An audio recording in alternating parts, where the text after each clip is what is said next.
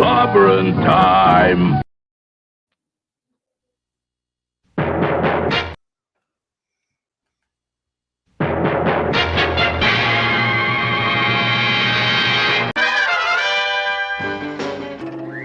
Atomic batteries to power.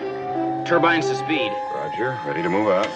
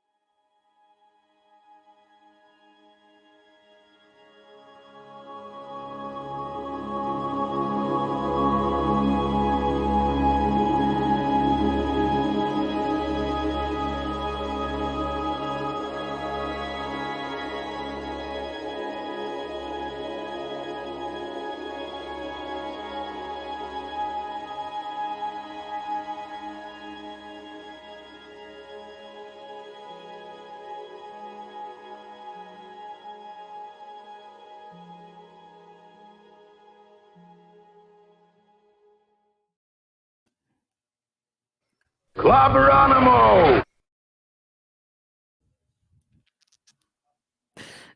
Animo. That's a new one. You like that one? I love I that. love the great Paul Frees. Hello, everybody. It's beginning to look a lot like Clobbymas. Hello, hello, hello. Sorry for that. Oh dear, I should not have sang that. Hey, Eric K. What is up, bud? Good to see you back, man. Hello, everybody. I tell you what, I'm excited to be here tonight. Christmas is my favorite time of year, and my favorite person to talk to around Christmas is, of course, here with me tonight, the wonderful Purple Valkyrie. Hey, hey, hey. Hey, hey, hey. Merry Christmas, Good to Clubby. see ya. Merry Christmas, chat. Thank you. Thank you for having me back. It seems like it's been ages since we've talked. It has been ages, and you're not going to tell Raquel on me by saying you're my favorite person to hang out with, are you? Because she might get mad at me. No, Thank I you. could never Nobody take tell her. anything away from the lovely Raquel. Nah, you are my favorite. Oh, now I'm in more trouble. I'm sorry, Raquel. I love you. It's good to see you here. Purple, thanks for being here. I miss you. And yes, it's been ages. Well, let's see, everybody. I hope you're all doing well tonight. Before we shout you all out, let's do a little beeswax here with the show notes. Let's see. Tomorrow night, everybody, please join us, Mark and Raquel and I, for our usual Clobby's Clubhouse, but it'll be the Clobby's Clubhouse Christmas Hangout special thingy, something or other. I want to thank, of course, the great J-Man for hanging out with me Monday night. What a time this was, dude. The Wacky World of Bob Haney Christmas special we did. I don't know if you're familiar with this, Purple, but if you haven't been to the world of Bob Haney, it is truly Is it zany? Is it weird? They did used to call him Zany Haney. And I did a double feature this past Monday night reviewing some comics. I'm having fun reviewing comics. I'm going to review even more in the new year, and we did a good few of them last year, by the way. Anyway, but this one, of course, Bob Haney is a writer from the 60s and 70s who wrote insane stories that don't make any sense. They're wackadoodle craziness, and they're so much fun. Well, we did one, and we started out last month with one of his Brave and Bold classics, and this one we went with the Christmas theme, and it's just this wackadoodle. But it was a lot of fun. J-Man is a great filler, and hey, J-Man, I know you're out there, and it was a lot of fun. Then later, I reviewed or talked of Superman Peace on Earth, which was interesting as well to do that. So thank you all for being with me here for that. And let's see, Friday night I'll be with tomorrow night I'll also be with Tom before tonight, the clubhouse tomorrow night. I'll be with Tom and the Midnight After Dark gang, hanging out with that august group. And then Friday night, the Comic Shop gang and I on the great Nick Weiser's channel, my good buddy Nick Weiser, we will be reviewing some Christmas comics also, because this tis the season to review Christmas comics. Why not? Very cool. And you were saying that there were so many of them that Good it's Lord. easy to pick. It's ridiculous. Yeah, because I've read, I mean, obviously no one can have read them all, but yes. And again, I guess it just makes sense when you think about it, though, Purple, because comics actually used to have a thriving industry. I know you know that. And a lot of people, but people forget I that. remember back in the day, when Yes. comics used to be affordable and, more importantly, fun to buy. Yes. Yes, and again, a thriving industry, an art Mhm. form. They had some relevance, and as such, your favorite superheroes and whatnot always had little, each year they would celebrate Christmas, as people are often want to do. As you know, like a lot of TV shows do it. And Yes, that it's the sort of thing. perfect excuse, isn't it, to put out a special? Yes, indeedishness, and to cash in if you say, but also to celebrate a little bit of Christmas with your favorite. In my case, superheroes, but just depends. I like watching. I think we talked last week. We talked a little bit about other things like that are Christmas related Mhm. entertainment, like TV episodes of things and stuff like that. There's all kind of fun of our favorite entertainment that deals in Christmas stuff. But tonight it's comics, and tomorrow on Friday night on Nick's Weiser show, it will be 8:30 p.m. and we're going to review some Batman and Spider-Man comics, and I think the boys have a few other ones in mind. And let's see, also, and Saturday night, of course, Star Trek will be back at the beginning of the year. Saturday night, Star Trek will be back, but this next two Saturday nights, Christmas Eve and New Year's Eve, I will be here. It just won't be necessarily Star Trek. I'm sure we'll talk about Star Trek in some way. It'll just be kind of a Christmas and New Year's hangout, because I'm that pathetic that I'll be here in front of this mic instead of doing something important. Kidding. I'd rather be doing. What would I be doing anyway? Watching something stupid or. I think hanging out with friends on YouTube is a very, very important thing to do, especially around the holidays. Yes, and I really do enjoy it. And if anyone who is, but like I'm saying, I figure a lot of people will be out doing a lot of Christmassy stuff. But if they're not, then they want to stop on by and say hello. Then I hope so. Let's see here. A new tradition since you've been here. Last Purples, I always shout out our fantastic wrench friends. Oh, yes. And we have, of course, the great bronze wrencher himself, Eric K. is here. Eric, buddy, appreciate you, man. Hope you had a great weekend. The great Vindicator Wrencher of the North, Chris Persia. Our good buddy D. Bud Martin, the Wrench of Iron. These are great. Oh, and then we have our, and again, whether they're here or not, they get the shout out, because they're very dear friends and they help so much. Our great resident CLOBBERIN and comic book artist, and CLOBBERIN Time's official artist and the artist of the cover of Raquel's book. Please check out our book, everybody. The link is in the description below. Hungry Boy, always appreciate you, Hungry Boy. I don't know if he's here because I can't see the chat right now, by the way, so I don't know who's here yet. Lord Thoth, Avon lives and long live the Legion, the god of the wrench.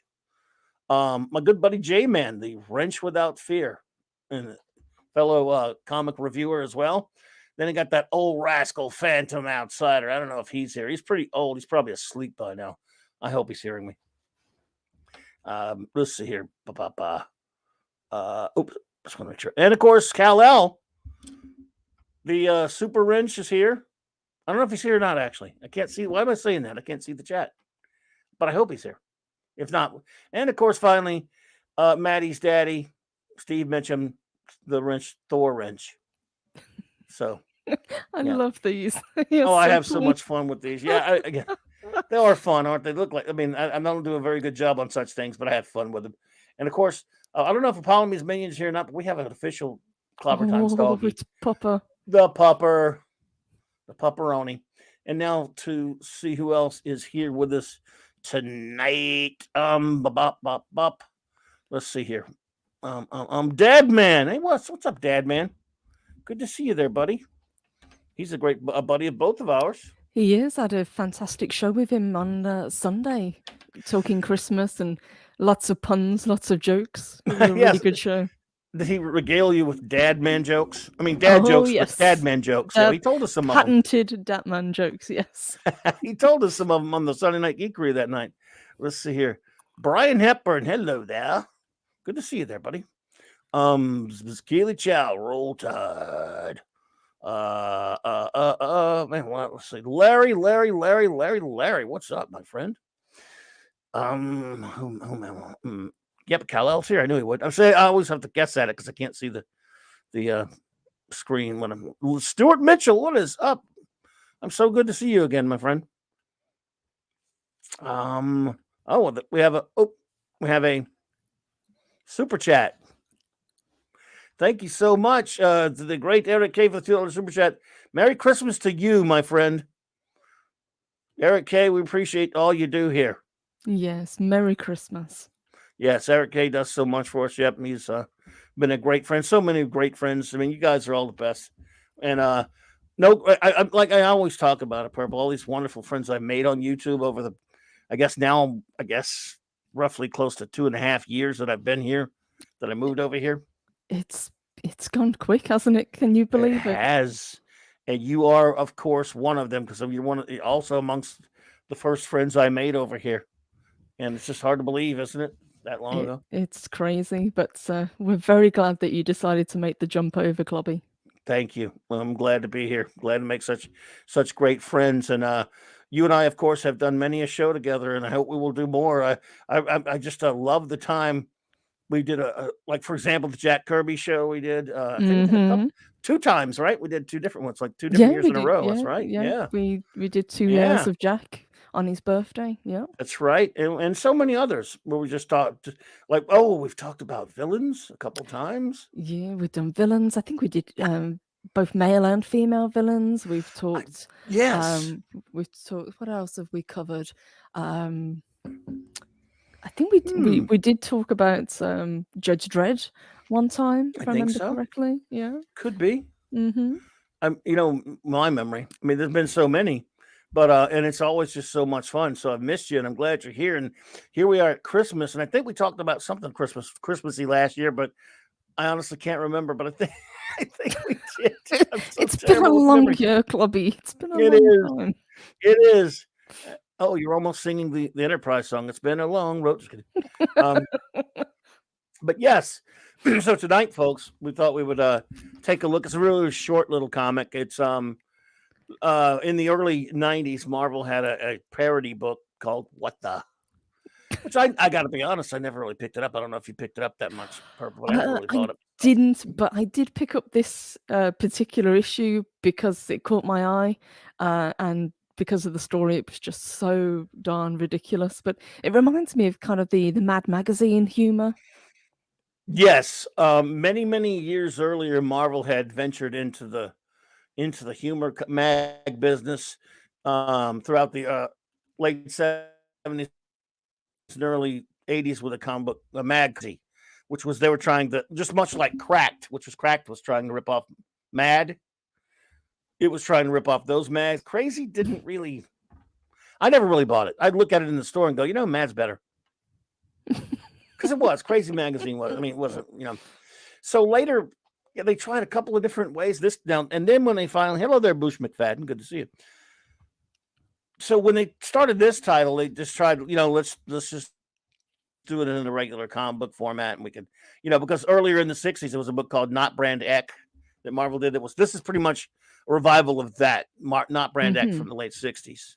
And which was parody of all the different superhero stuff. But anyway, you have your Christmas special for this one here, and it deals with a character that I know happen to be a huge fan of. I do. It's worth the price. It's worth the price of the book alone to see Doom dressed up as Santa Claus. Yes, and it's a goofy story that let's put it to you like this: if there really were a Dr. Doom, the people who wrote it would have to hide because they would not appreciate it. Yes, and I didn't realize at the time, but it's actually written by John Byrne. Yes, well, let's see, Byrne basically. Let me pull it. He co-wrote it. I think it was it was his idea.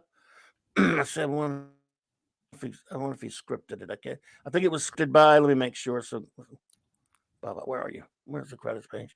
What's the guy's name? I always forget it. Scott Lebdell did this. I think did the words on it, but it was Byrne who plotted it. Yes. So let's see here. So he's the one to blame. And yes, I gotta be. I mean, Scott Lobdell. I've never really been a big fan of him as a comic book writer. He's actually been a stand-up comedian as well, and it kind of makes sense here because his strong suit is more comedy. I would say I never really cared much for his X-Men run.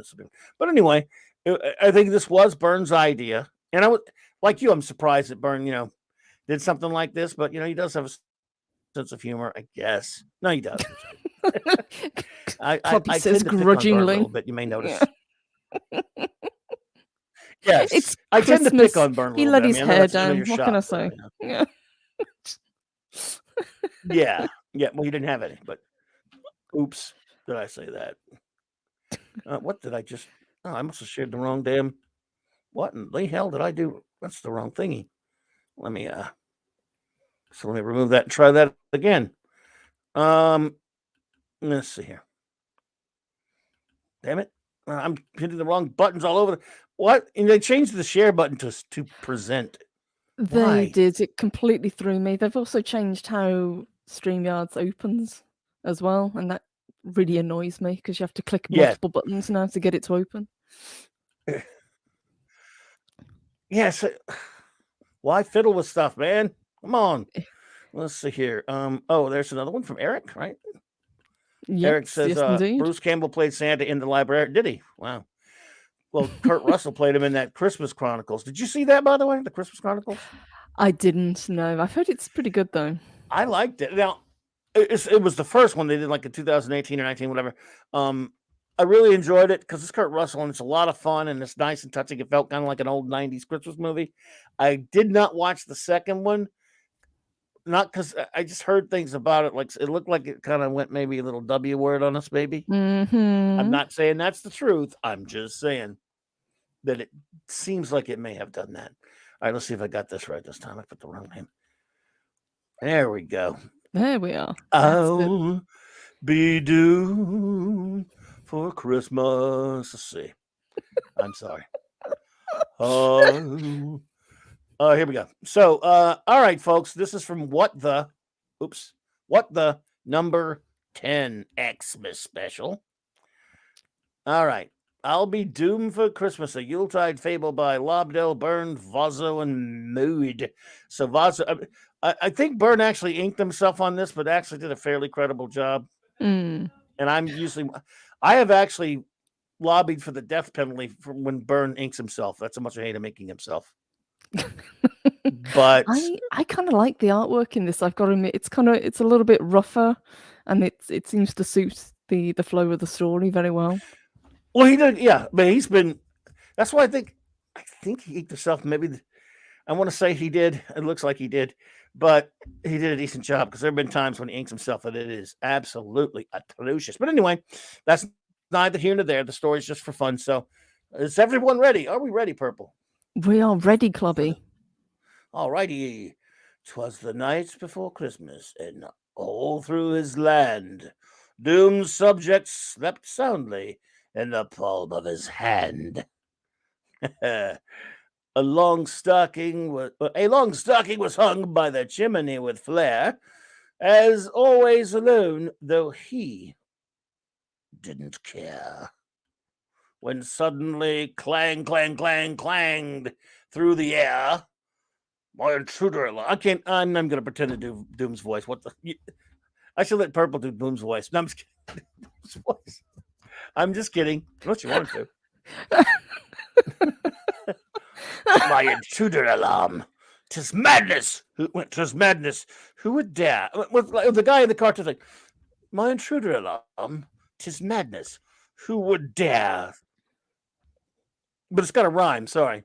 Clang through the air. My intruder alarm. 'Tis madness. Who would dare? I can't get in trouble for reading this, can I? No, I can't. No, and presumably they can't get in trouble for copying "'Twas the Night Before Christmas" by Clement Clarke Moore. No, they can't. Classic comics. What's up, buddy? So let me see here. Up to the roof, through the castle he sped. Visions of battle danced through his head. Gasp! Saint Nick! Saint Nick, what are you doing here? It's my job, Doom. I sound just like Ben Grimm for some reason. I'm not. Just kidding. What are you doing here? It's my job, Dr. Doom. One evening a year. So I guess it's the first time he manages to cast Santa Claus. I know, but look what he captures him in. It's a gigantic bear trap. Yes, he's got him in a bear trap. Now, instead of being naughty, would you mind being nice? You can start by prying my head from this vice. So it looks like Doom has injured Santa Claus. That's our predicament for. And I love this because he says, let's see.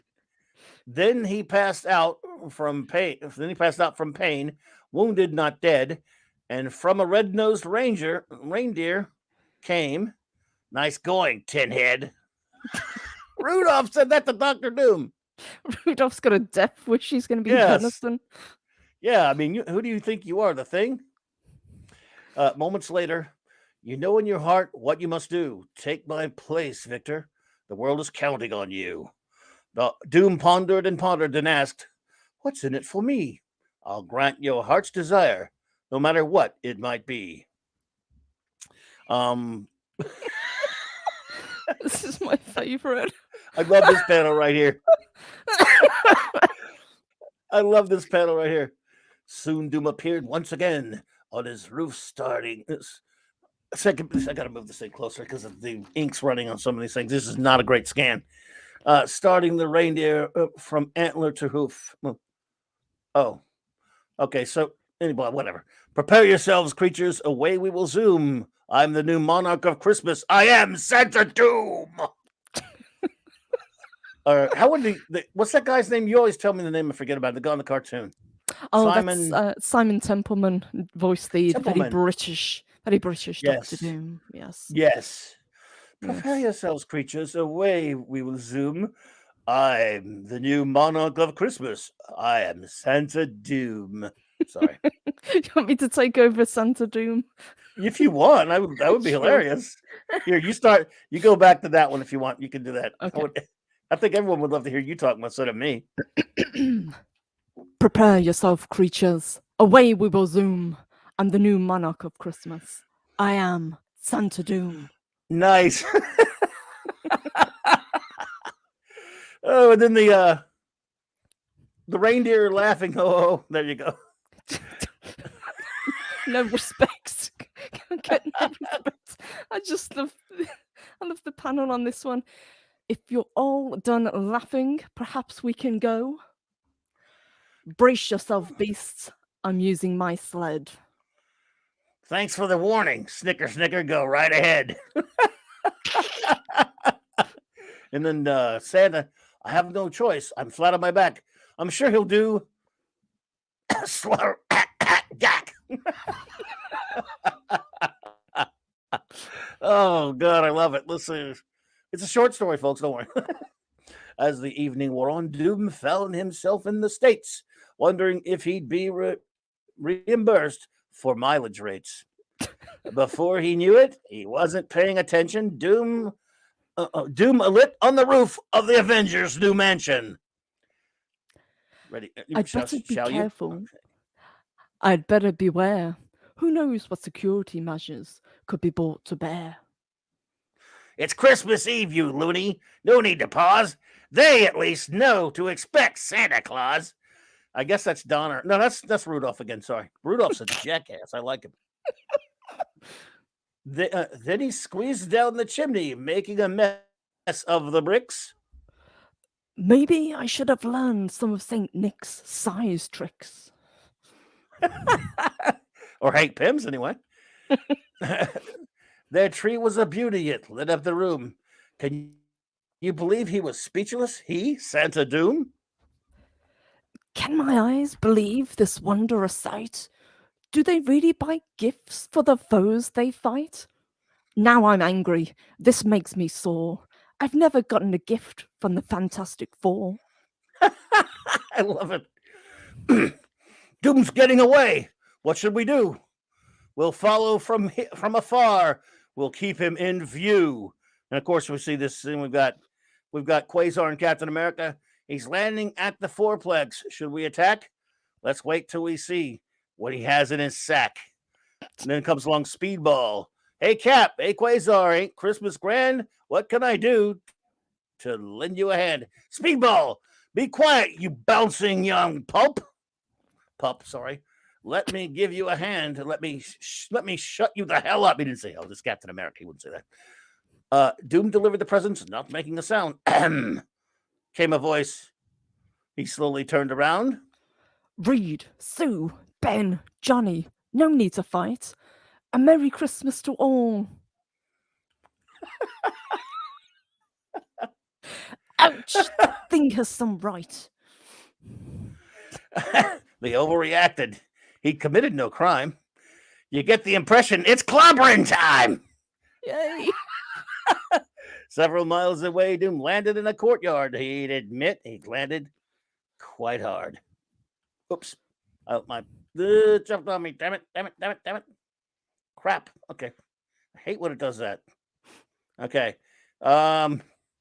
Give it up, Doom. Don't make us get rough. I've tried to be good, but enough is enough. Doom had it up to here with this Christmas stuff. If no more presents were delivered, that was just tough. In the heat of the battle, it's surprising they heard the sound of a single soft-spoken word. Santa, she asked, her eyes bluer than blue. Sorry, I can't see this thing. Why are those heroes beating the tar out of you? Oh, God. In a moment, the courtyard started to fill with child after child, all looking quite ill.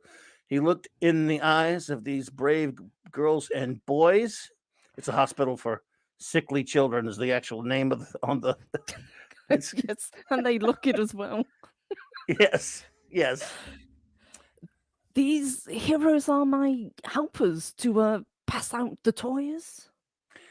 For one magic moment, they were all of one heart. Doom truly enjoyed playing his part.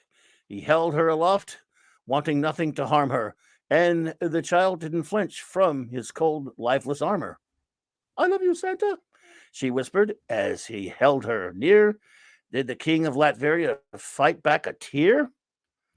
Oops, I jumped on me again. Sorry. Damn it. This is great. Okay. All right. Several weeks later, I'm well enough to leave. Thanks again for your help on Christmas Eve. Know you this, Santa? I have made amends. And even though we may be parting as friends, when next we meet, it will be as foes. Nothing will save you, not even your ho-ho-hos. I'm Santa Claus, silly. I'm no supervillain. This was fun, Victor. We'll have to do it again. Oh, one more thing before I retire. There's still the matter of your heart's desire. Thank you, anyway. It's been taken care of. Then Santa departed into the air above. I gave him no gift. I wonder what he meant. I'm sure I don't know. That's one twisted gent.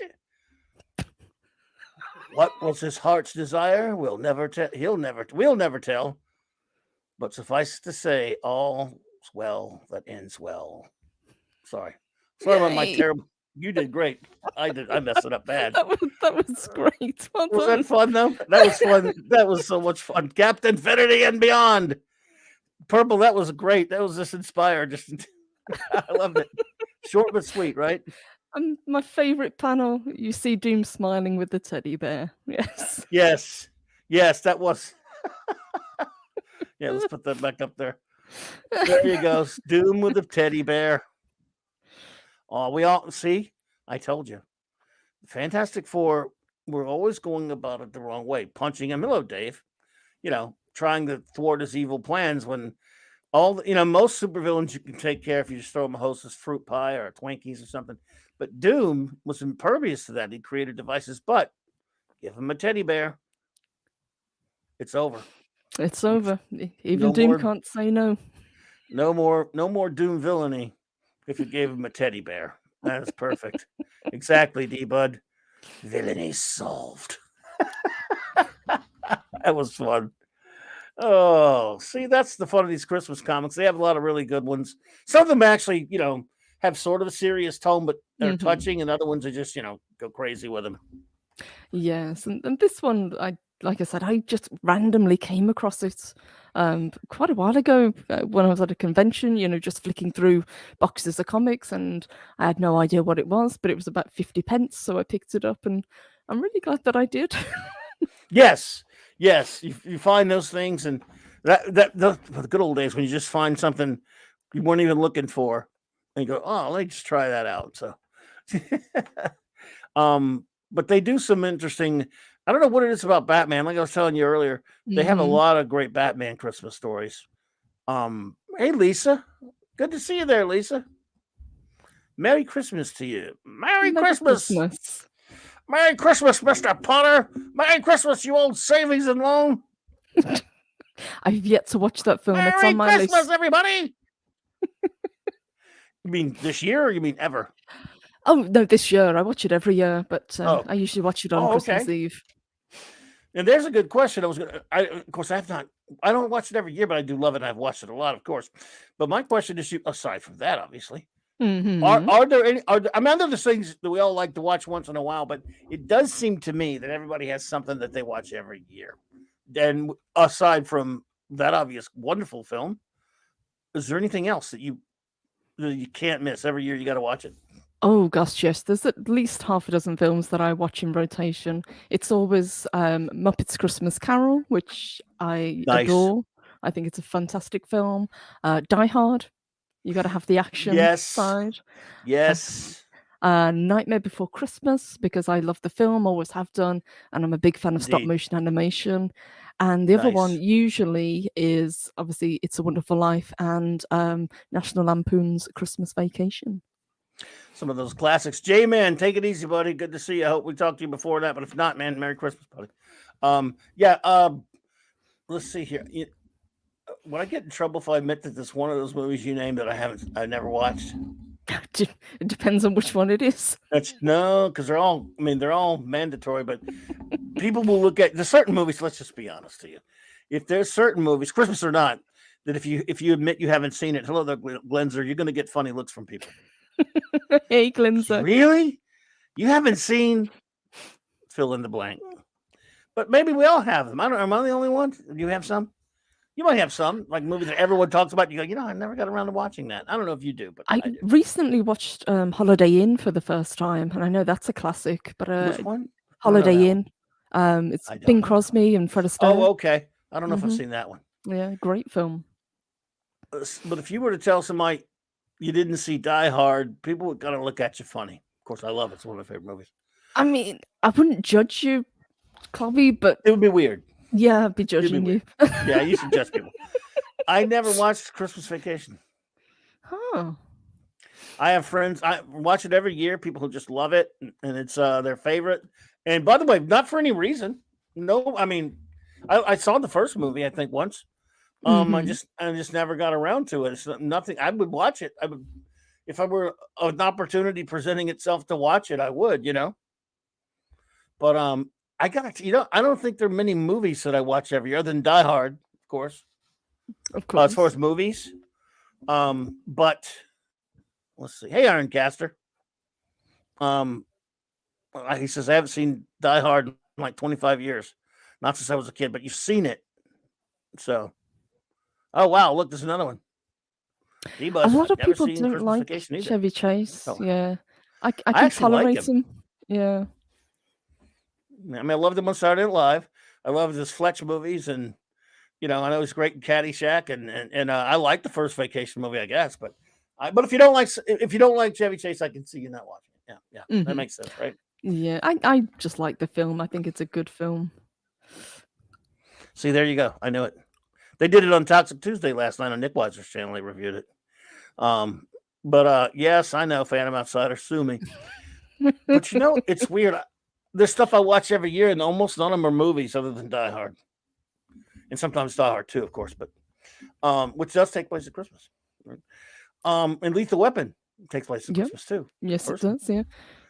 Yeah. Technically, I think you can lump in quite a few of the Harry Potter films as well because they've got a Christmas feel to them. Well, you can watch things that aren't necessarily really about Christmas, but they just you watch it feel. For example, Star Trek 4, The Voyage Home came out at Christmas time back in '86. Hey, Max Redstone, good to see you, buddy. So I always kind of feels like a Christmas movie in some ways. It's not. Yeah. Same with the Star Lord of Trek the movie. Rings. Yeah. Oh yeah. That's right. Yeah. But you know what Christmassy thing I do watch every year? I watch Blackadder's Christmas Carol every year. I love that version. And there's not a year, no Christmas will happen without me watching it. Never since, and I first saw that back in like the late '90s, early '80s or something. I remember when it first was on TV. Yeah.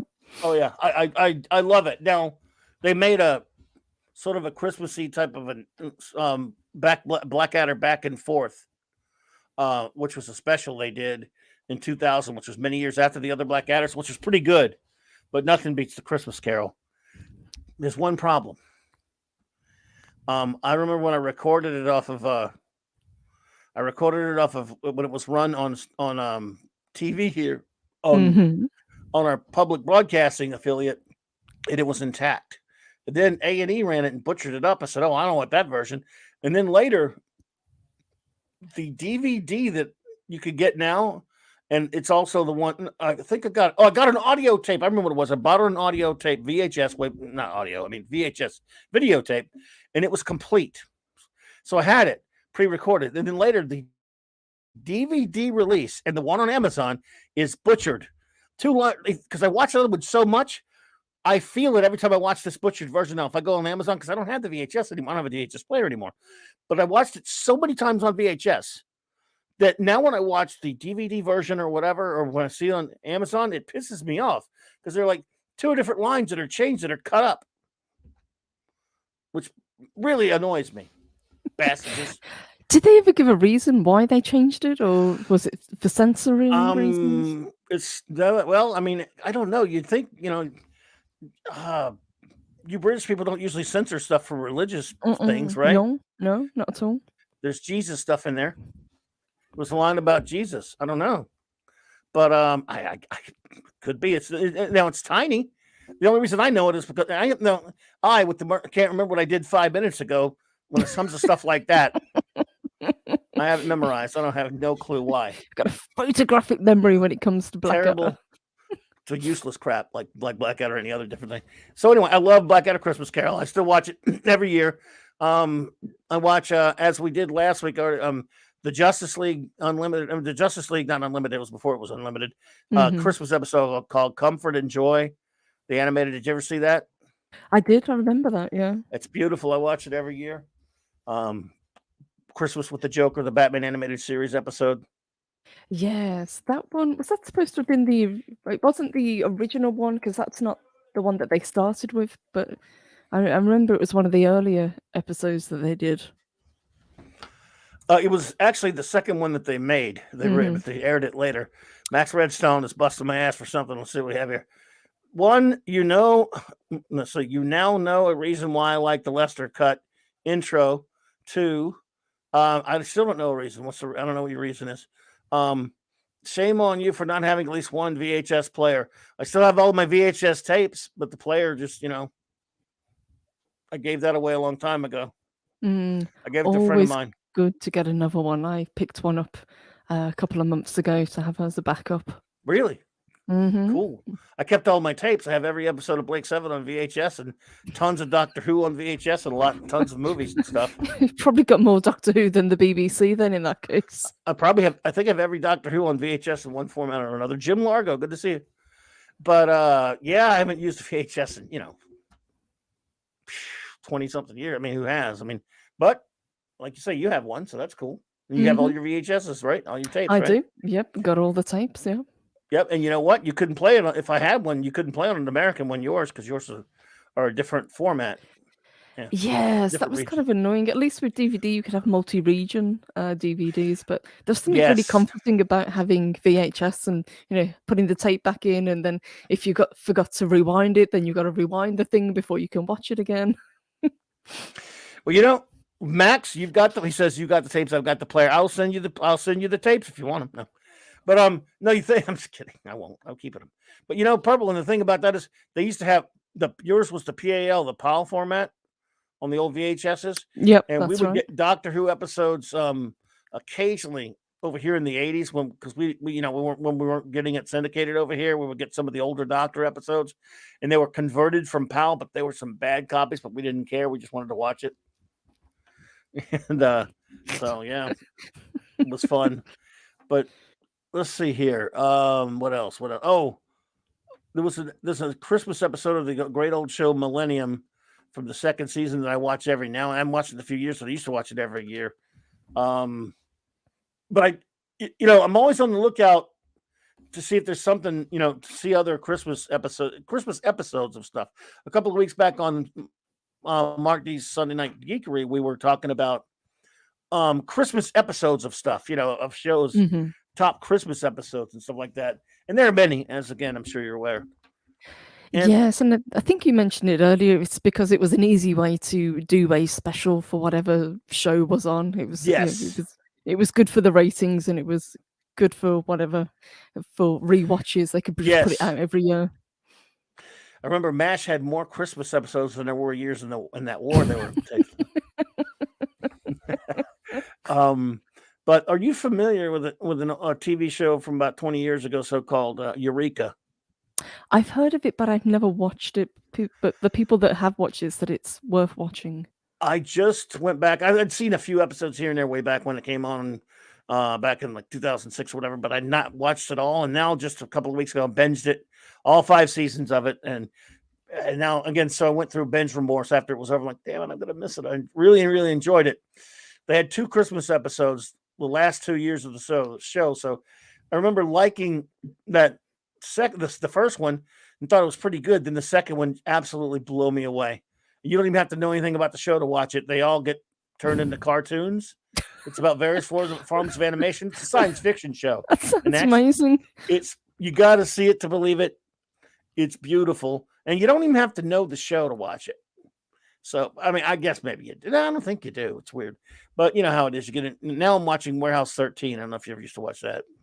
I've heard of it. Wasn't that on Sci-Fi at one time? Yes, it was actually in the same universe as Eureka. They had a sort of a crossover of characters in a couple of them. So, cool shows. Again, it's kind of fun to find something you never watched before. So, do you like Christmas specials? Do you like when they do that, or do you find it kind of cynical because they're cashing in on a holiday? I like it. I'm a sucker for it. I think it's fun. Me too. Yeah, it makes me smile. Doesn't matter what it is. Especially, you know what though? Especially when it's when it is a show like Eureka or something like that, when it's a science fiction or fantasy related type of a show, and therefore it's pretty imaginative and it's kind of crazy. The ideas behind it are crazy and weird. Let's see, like this. What was like? Do you see what I see? Was the name of the episode? Oh, there we go. I'll just show a picture of it. When you could because you can go outside the norm of what you normally do on the show, if you know what I'm saying. Let's see here. Yes, they can let their hair down a little bit. Yes, absolutely. Share screen. Oh, they want to change everything on StreamYards. People are getting upset with you, StreamYards, with your changes and stuff. Just yes, especially when they don't tell you that they're going to do these changes. Indeed. This episode was wackadoodle fun. What is going on here? I'm going to make my son watch it. He's seen the show, but that much. But it was, and if you're going to say to me, how can they do that? This is a science fiction show. It's hard science fiction, crazy science fiction. But they actually had an intelligent explanation for this crazy idea where they get turned into cartoons in this episode. Yeah, that's true. The $6 million man had a bionic Christmas, Jim Largo. No, he said he's. Oh, I don't remember. Yes, I thought you were telling me that they did. Yes, they had a Christmas episode of the $6 million man. They did.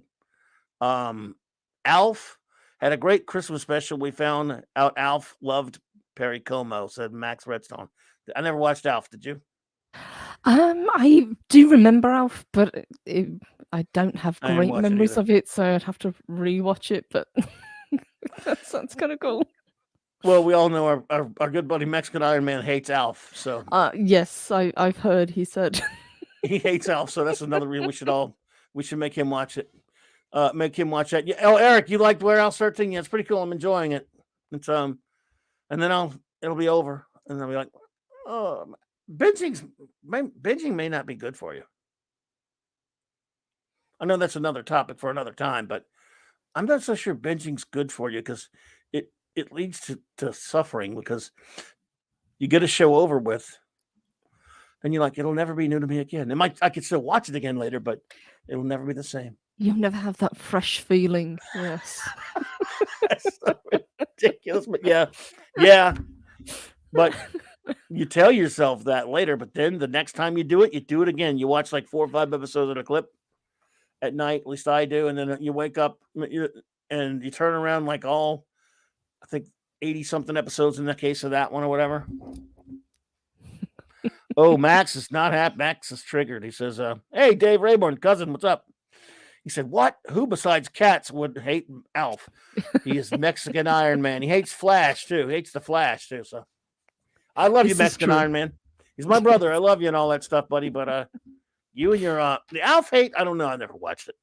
Sorry, Max, I never watched it. But the Flash, that's uncalled for. Them's fighting words. Yes. Yes. Dave, I think you're kidding, but I think they did have the Christmas episode with the Sasquatch on $6 Million Man. I think so. Anyway, we were looking at that list and they have a bunch of every show, did it, and it's a lot of fun, but I mean, there's so much of it out there, you'll never run out. Mm-hmm. I'm just taking it back. He said that's all.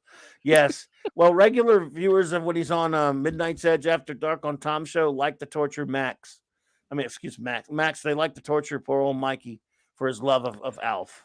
Poor Pappy. And they torture him. Yeah, poor Pappy. Hell, they're brutal to him. Don't worry, they're mean to him about it, buddy. So you don't have to take revenge.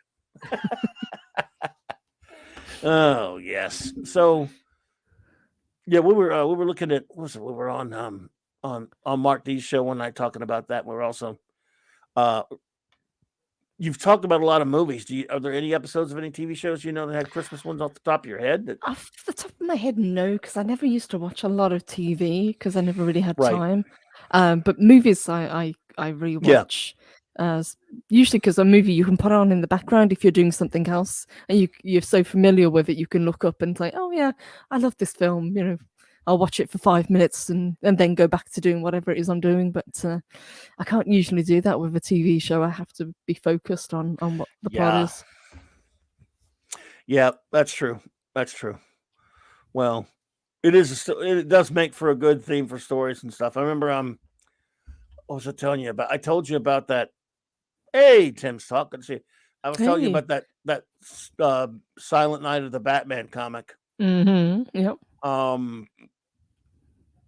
It's have you ever seen it? It's really wacky. I've heard of it. I haven't seen it, but you were saying that Batman, of all of the heroes, seems to have the most Christmassy related stories. I suppose that makes sense. It does. It does. And I was trying to find. It was a regular issue of Batman, and I thought I had it. It's very short, and it's by Neil Adams, and it is, well, everyone puts it like at this classic. It's just so weird. I don't mean to make fun of it, but I made fun of it. I can help it. It's just, I don't know. I'm trying to find it. Man, where are you? You can never find anything when you're looking for it around here.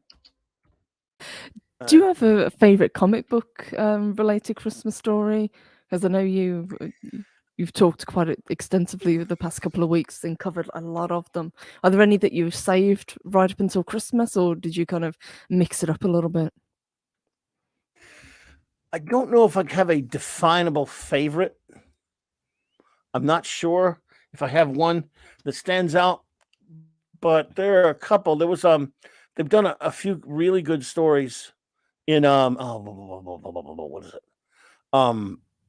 In the the Batman animated series that we were talking about, with a comic based on that, Batman Adventures, has had some issues where they had really good comic book stories.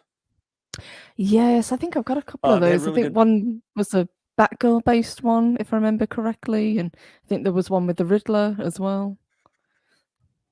Yes. Oh yeah, that's one of the ones. I think we might be reading that one tomorrow night. I don't have my list in Nice. front of me, but there's this story that makes all the top lists in of Batman Christmas stories, and it's just again. I don't mean to make fun of it. It's got great art by Neil Adams. I'm not making fun of it, mind you, but this is kind of just goes to show you how, in a goofy way, how much fun an old comic could be. Silent Night of the Batman. Here we go.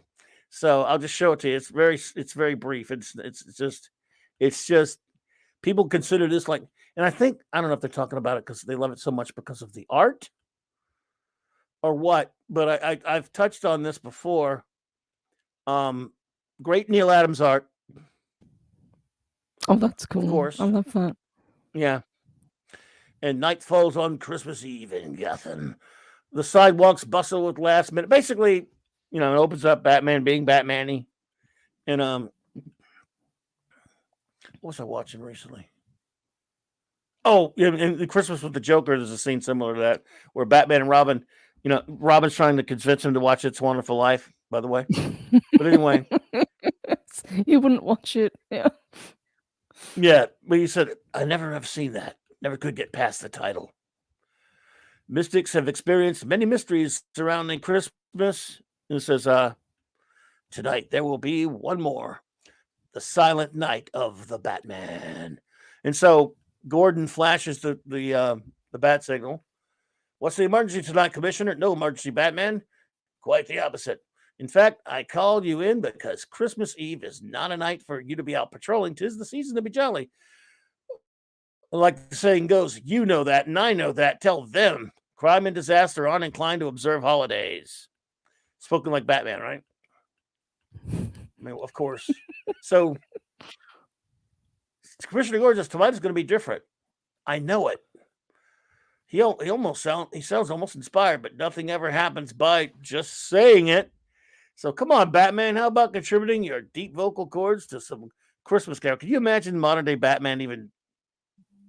No, not at all. To provide some context. Did sing on Justice League, if I remember correctly. Yes, but to save Wonder Woman's life. Mm-hmm. Yeah, but that was a great one. It was Call Me Blue. It was the late great Kevin Conroy. Yes, we miss him. We do.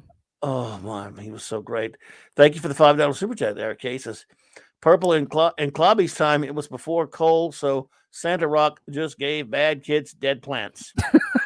Like Charlie Brown, I got a rock. I got a rock. Was it Fanty said, in the $60 Man, a Biden Christmas Carol, the miserly character was played by the great Ray Walston. Oh, cool. I need to go dig that one up. Nice. I might have to go dig that one up.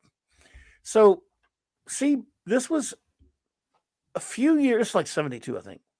A number of years removed from which I love the Adam West TV show, but it was Denny O'Neil and Neil Adams had already steered Batman clear from the campier Batman back to more like his Dark Knight origins and roots. But it still was not unheard of for Batman to smile, and he wasn't deadly serious. He was serious, and he was still the Dark Knight detective. But he was still prone. He goes, why not? I can enjoy myself until something happens. So they start seeing these at the police station, mind you, right? So you're thinking, if you're reading the story, okay, something's going to happen, right?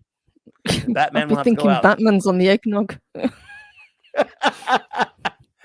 So Batman dashing through the snow. That's Batman singing it. Batman is singing. And you see an excuse for Neil to do some nice panel work here. This kid running, and he steals a doll, an action figure of Batman. And look at them; they're all looking guilty because it's Batman. Like, That's we a committed great theft. figure, to be fair. Yeah, we were talking about that when Mark and I saw. Like, this is better than the our action figures we had back then. Yeah. Oops. So it looks pretty good. And this kid's like, because it's Batman, he feels guilty that he's committed a theft, right? Mm-hmm. So he goes and hands it back to the lady.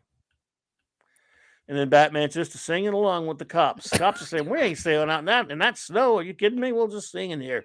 It'll be fine. There'll be no crime at Christmas. No, there will be no crime. Everything is fine. So along comes this dude who he's running he bumps into Batman. He thinks he's running with a gun, and he thinks Batman's gonna beat his ass. Then he turns around and it's just a guy dressed up as Batman. It says support Wayne Foundation Christmas Drive for the Blind. And the guy realizes that it's a guy collecting from. Isn't that a bit on the nose? Aren't people supposed to not know that Batman's Bruce Wayne? One would think, and this isn't even written by Bob Haney. It's not even written by Bob Haney. I mean, you're kind of giving it away a little bit there, guys. Yeah, and he put the gun in the garbage. That's not safe, is it? Running with one isn't safe either. No, gun safety first, right? So you better watch out. You better not cry. You better not pout. I'm telling you why. Batman's not doing anything in town. Oh, sorry, Bill. So anyway, this lovely lady is missing her hubby. This was during the Vietnam War, by the way. And she looks at her Christmas tree. She goes out and buys a flower, and she got a letter. We don't know what the letter is, but I guess it's maybe like a, hey, you're. I guess she thinks her husband has been, killed in combat, I suppose, right? So there she is out on the bridge. We can kind of guess what she's thinking, right? And look who shows up. Hubby's not gone after all. There he is. He finds her on the bridge. That's perfect Christmas timing. It is Christmas timing. Silent night, holy night, all this. I love how Neil he's got them all singing. He's got the floaty heads. He's got Batman in this great pose. Having a fantastic time singing. Yes, Batman likes to sing. Now we thought, good heavens, it's 6 o'clock. We're singing here all night. We haven't been disturbed by one report. They could have had the phones off the hook back then, but anyway. Report of robbery, murder, drug peddling, anything. It's like the spirit of Christmas peace took hold on everyone. But what is the Christmas spirit, Batman? Might it not be you or I? And why Gordon is a ghost, I don't know. What? Either that or it's Colonel Sanders. I don't know why. There you go. My eye's playing tricks on me. Amazing. Now, if it had been the Phantom Stranger, I could kind of understand it. Did he just punch himself in the face? I don't know. He's just like, he's wiping his eyes, I guess. Okay. But it looks sort of like a punch, doesn't it? Histrionic, that Adam's art. Amazing. We've been waiting here all night, and not a single call has come in for you. It appears that the investment you've put into the city has paid off tonight, giving you a night off. Okay. Investment. Christmas investment. Spirit of Batman. Christmas spirit. As the spirit of the peaceful night becomes one with the city, dawn creeps over the skyline. A new day begins, and for 2,000 years, mystics have experienced the many mysteries surrounding Christmas. Today, there is one more: the silent night of the Batman. It is holiday season of goodwill. Piece from Mike Frederick, writer. Neil Adams, Dick Giordano, artist, and Julia Schwartz, editor. So there you go. That's Now, really sweet. I like that. It's cute. Yeah, it is cute. It's likable, but it's kind of okay. I mean, I'm not making fun of it. I really am. I love that he spent the entire evening singing Christmas carols. Yeah, why not? Batman should have someone. Grimdark and Fearter, hello there, and thank you, Max, for the $2 super chat. Says, Clobby stocking is pinned to his Wesley Fathead. Mm. It is. It is. How did you know? I try to, you trust people, you trust them with your secrets, and they just put them in the chat like that, in the super chat, no less. So what are you gonna do? So yeah, it's just, again, I love that. I love reading these crazy old comics like that because they're just so. There's a lot weird. of heart to them, and it doesn't have to make sense. No, it just is because it's Christmas. Exactly. My point exactly. Does not have to make sense. It just has to be. Well, that's what comics were back then, Mm-hmm. That's why Bob Haney, was popular. So Yes, you were telling me how weird and off the wall and zany he was. Haney Zany Haney, was, yes. it's mind-boggling. That's why I'm taken to doing these reviews. It's so mind-boggling that people really, you have to experience to fully, understand what you're looking at when it comes to Zany Haney, because his stories make not even internal sense. Batman never acts like Batman. Hey, Thomas Ledwick, hello there. Good to see you. Clobby got run over by a reindeer. There you go. Hey, now, I like that song. You've ruined it. Actually, I've ruined it too, but I can't sing my ruined version in polite company. I can't, or even impolite company for that matter. It's that bad. I have a sick, perverted version of that one. Oh, so have you got a rude version, Clobby? It's so rude that I hope my phone hasn't recorded me singing it. I could be in big trouble and get canceled. It's evil. It's evil. It's absolute evil. But Bob Haney, and I can't wait to review more of his comics. This is the tip of the iceberg. This is a guy that I'll give you sort of an example. Purple. There was I know people talk about the Super Sons of Batman now because of those new comics, but he created them back in the early 70s. And I remember when I was a kid reading, all of a sudden out of nowhere, because I was reading World's Finest. He was writing World's Finest, which, as you may or may not know, was a comic about Superman and Batman. And all of a sudden, Superman and Batman had these teenage sons that looked just like, young versions of them in the costumes. Young Superman and young Batman. And they just the Super Sons. I'm like, well, where'd they get sons? So as a kid, you're like, oh, sure, okay, but where'd they come from? Even the kid, you're like, where? Well, Bob Haney, well, they were putting them in the comics. Batman and Superman were in multiple comics back then. Batman was in Detective Comics, Batman, Brave and the Bold, Justice League, and World's Finest. To name it, So Superman was in almost as many titles. So you different editors, right? So when he created his sons, and he put them in a couple of issues of comics and just acted like they were there. Well, when they went to that editor, Julius Schwartz, who was editing Superman, said, well, wait a minute, this is like an imaginary story or something, right? He said, no. Well, what do you mean, no?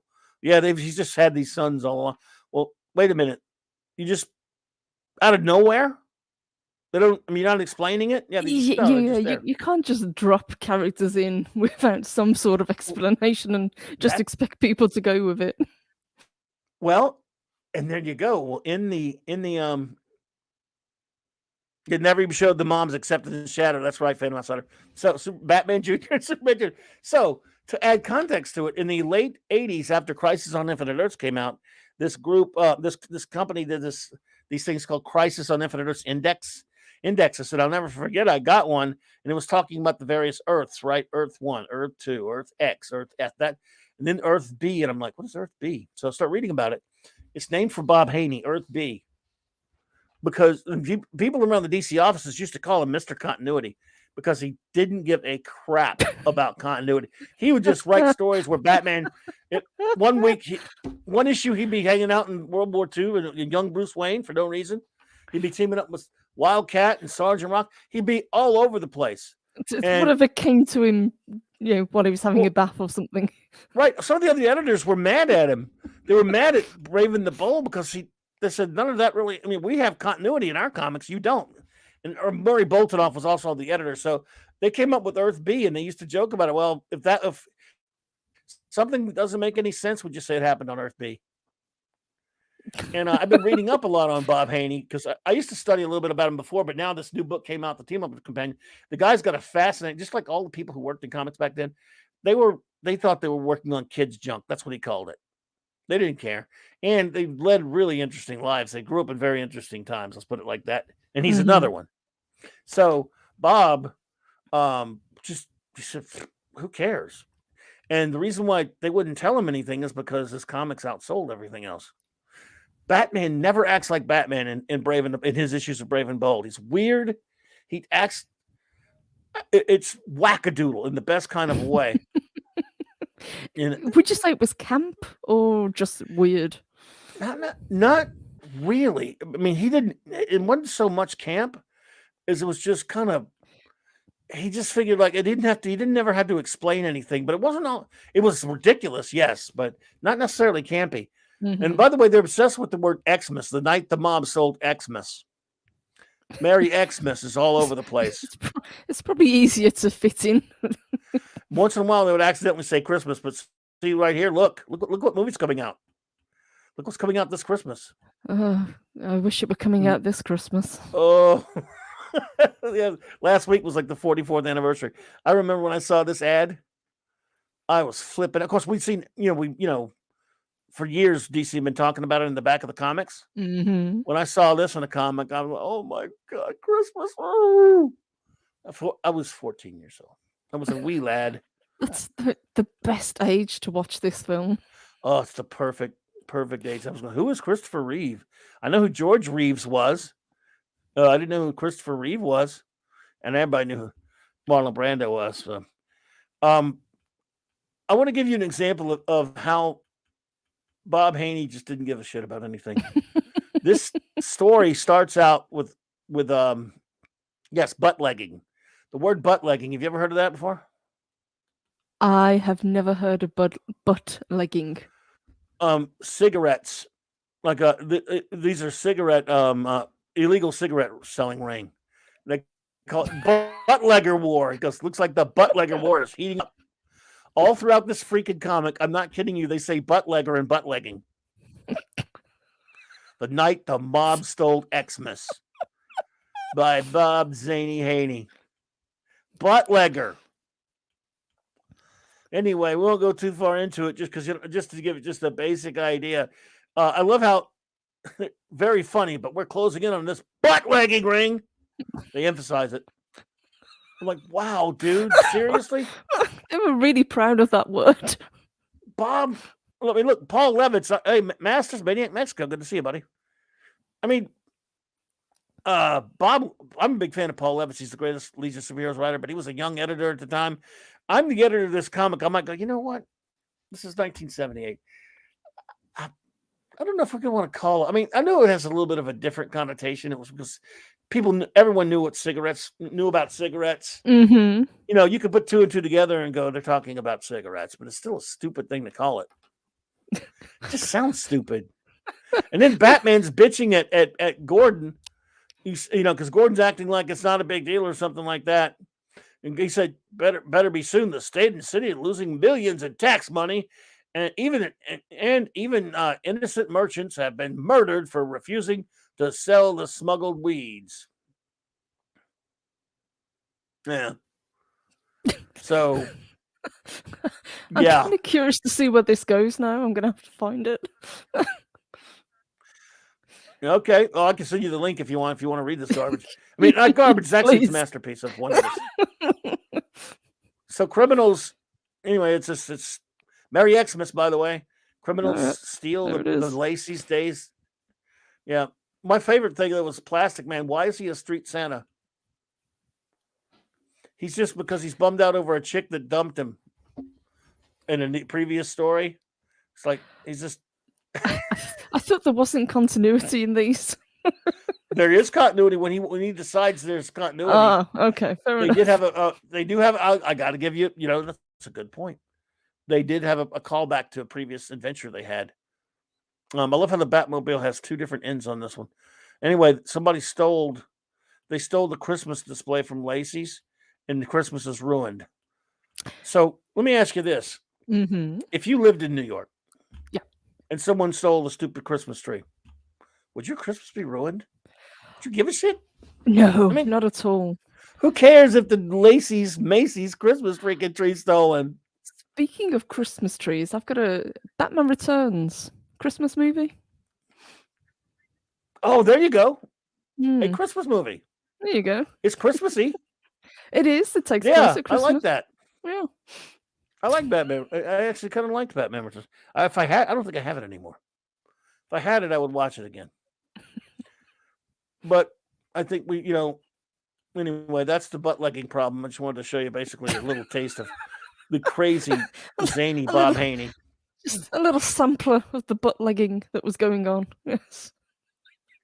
Yes, the butt legging is.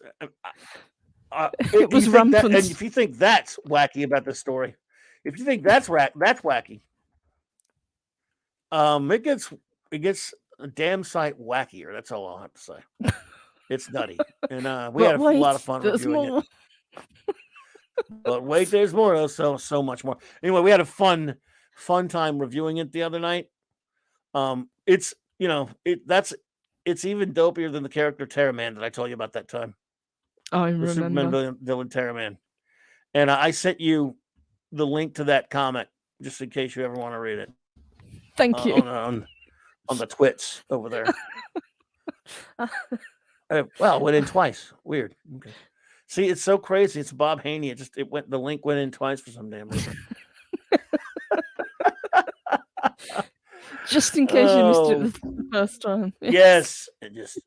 Just in case. So yeah. So Batman Returns, that is Christmassy.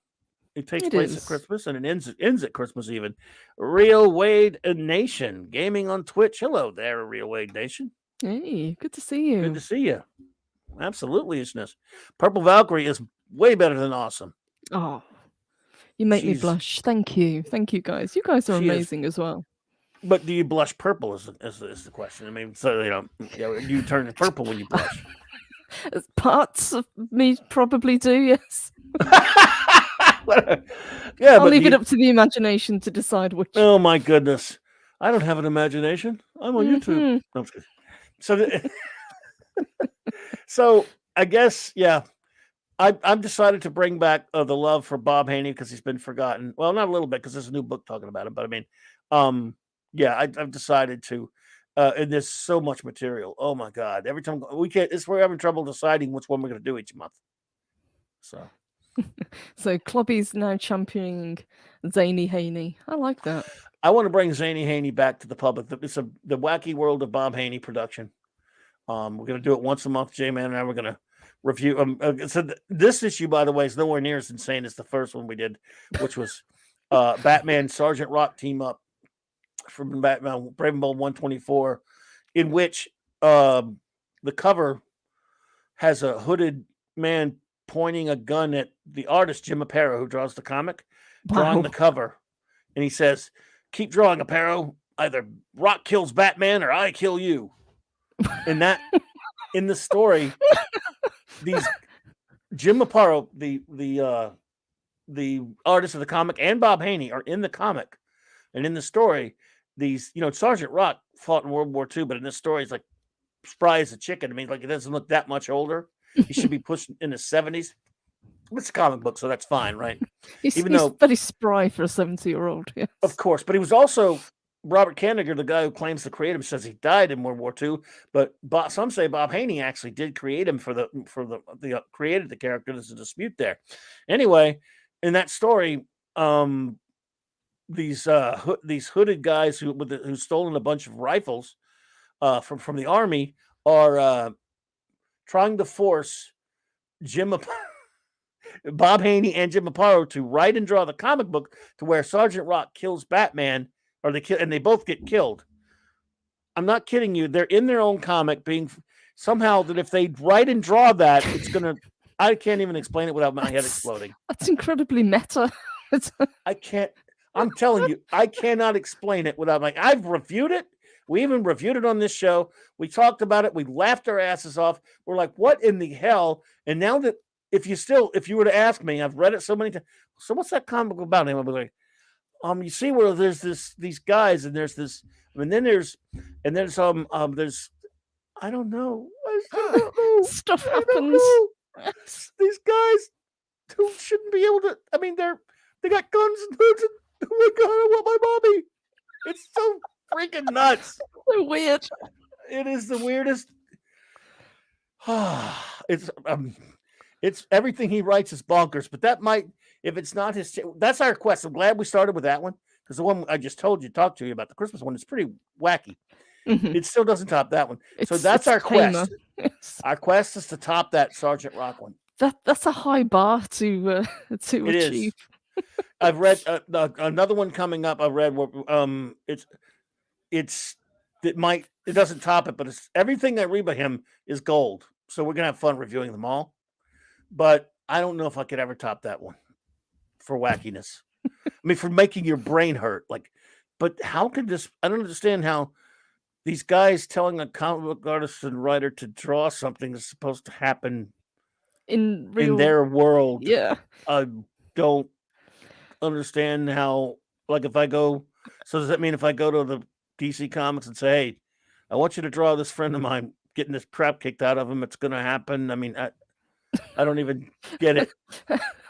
When you try and pick it apart, it doesn't make a lot of sense. But It's if you put it in they were- comic books, it's they were- like, okay, we're just gonna roll with it. why that's part of the reason why I was reading up about him. Like, I wanted to read it if he was like someone who did drugs. He was, by the way, he married Chevy Chase's aunt, so he was Chevy Chase's uncle by marriage. Okay, A weird, interesting. crazy, weird fact. But a real Wade Nation says, "Clobby, what games do you play?" I'm old. Aside from let's see what I have a PS4. You don't play games much either, do you? Purple, do you play games? I do. I don't have a lot of time nowadays to do it, unfortunately. Oh, but I okay. do love to play games Okay, when yeah, I you do can. play some games. That's right. Yeah. Hmm I can't say I play a lot of games. I haven't played in a while. I have like that old Batman Arkham Asylum game. I used to play. My thing was I used to play NFL, Madden stuff. That's how pathetic I am. Now my son's a big time gamer. hmm Like on a PC and all that stuff, because that's where the big time gamers go, right? They do it on the big, not on the consoles like silly like Console me. peasant. No, that's me. Yes, consoler, but I don't play that much. Well, listen to that liar, Mark D. Clobby is great at Fortnite. Yeah, right. Really, I have to play with No. you, Clobby. Do you play? Occasionally, I used to. I haven't played He- for a while. He is, of course, lying his ass off because he knows I'm terrible. But they think I'm. I went in with him and Dad Man and some of the others a couple of times, and they claimed that was good luck because they won those times. I can't hit the broadside of a barn if the barn is 2 feet from me. Yeah. Acting more as a bullet sponge then in that case. Something to Yes. draw fire. Yes. Clobby's only game is a stick in the hoop. Says a guy who is older than me. Come on now. I mean, if you're going to make age jokes, dude, I mean, you're older than me. I'm just saying. Maybe not by much, but you are. I'm pretty sure. Both, in fact, you and Fanty are both older than me, dudes. And I'm beginning to wonder if Eric's not older than me, too. Eric, you might be close. You're all spring chickens. What do you want about? Yeah. Here we go. See? Clobby's first game was Outrun the Raptor. I like that one. That's a good one. But I don't know. Do you think Eric's older than me? I'm beginning to think he's older than me. I don't know. I wouldn't presume. Clobby plays reindeer games, but all the reindeer call him names, so he reads comics and streams on YouTube. Well, I like, it's only fair because I called him names. It's a fair cop, but society is to blame. I really did like that Rudolph on the one that we read. That Rudolph had guts. Yes, that was my kind of Rudolph. He was like Ben Grimm Rudolph. I couldn't hit the broadside of a barn if he was inside it. That's a good one. There's that for sure. Yeah. Since we were talking Batman and Christmas comics, could I make a recommendation? Please. All right, let me grab. You got one? Yeah, Pull let it me up just there. open it up and I will. By the way, I bring it forgot to say, across. did you guys see R.I.P. Franco Harris? That's sad.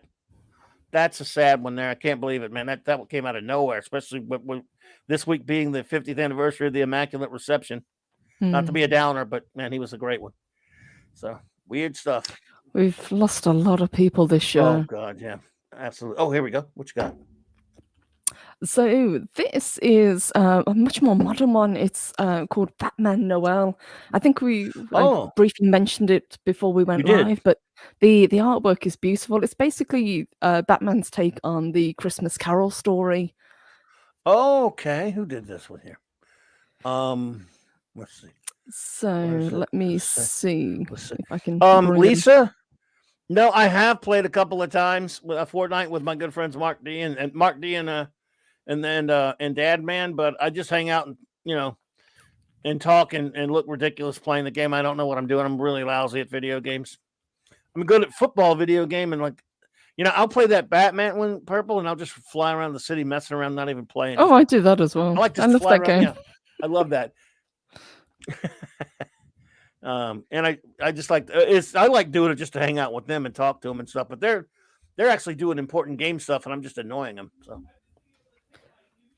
let's see. Yeah. So this is both written and the art is by a guy called Lee Beremio.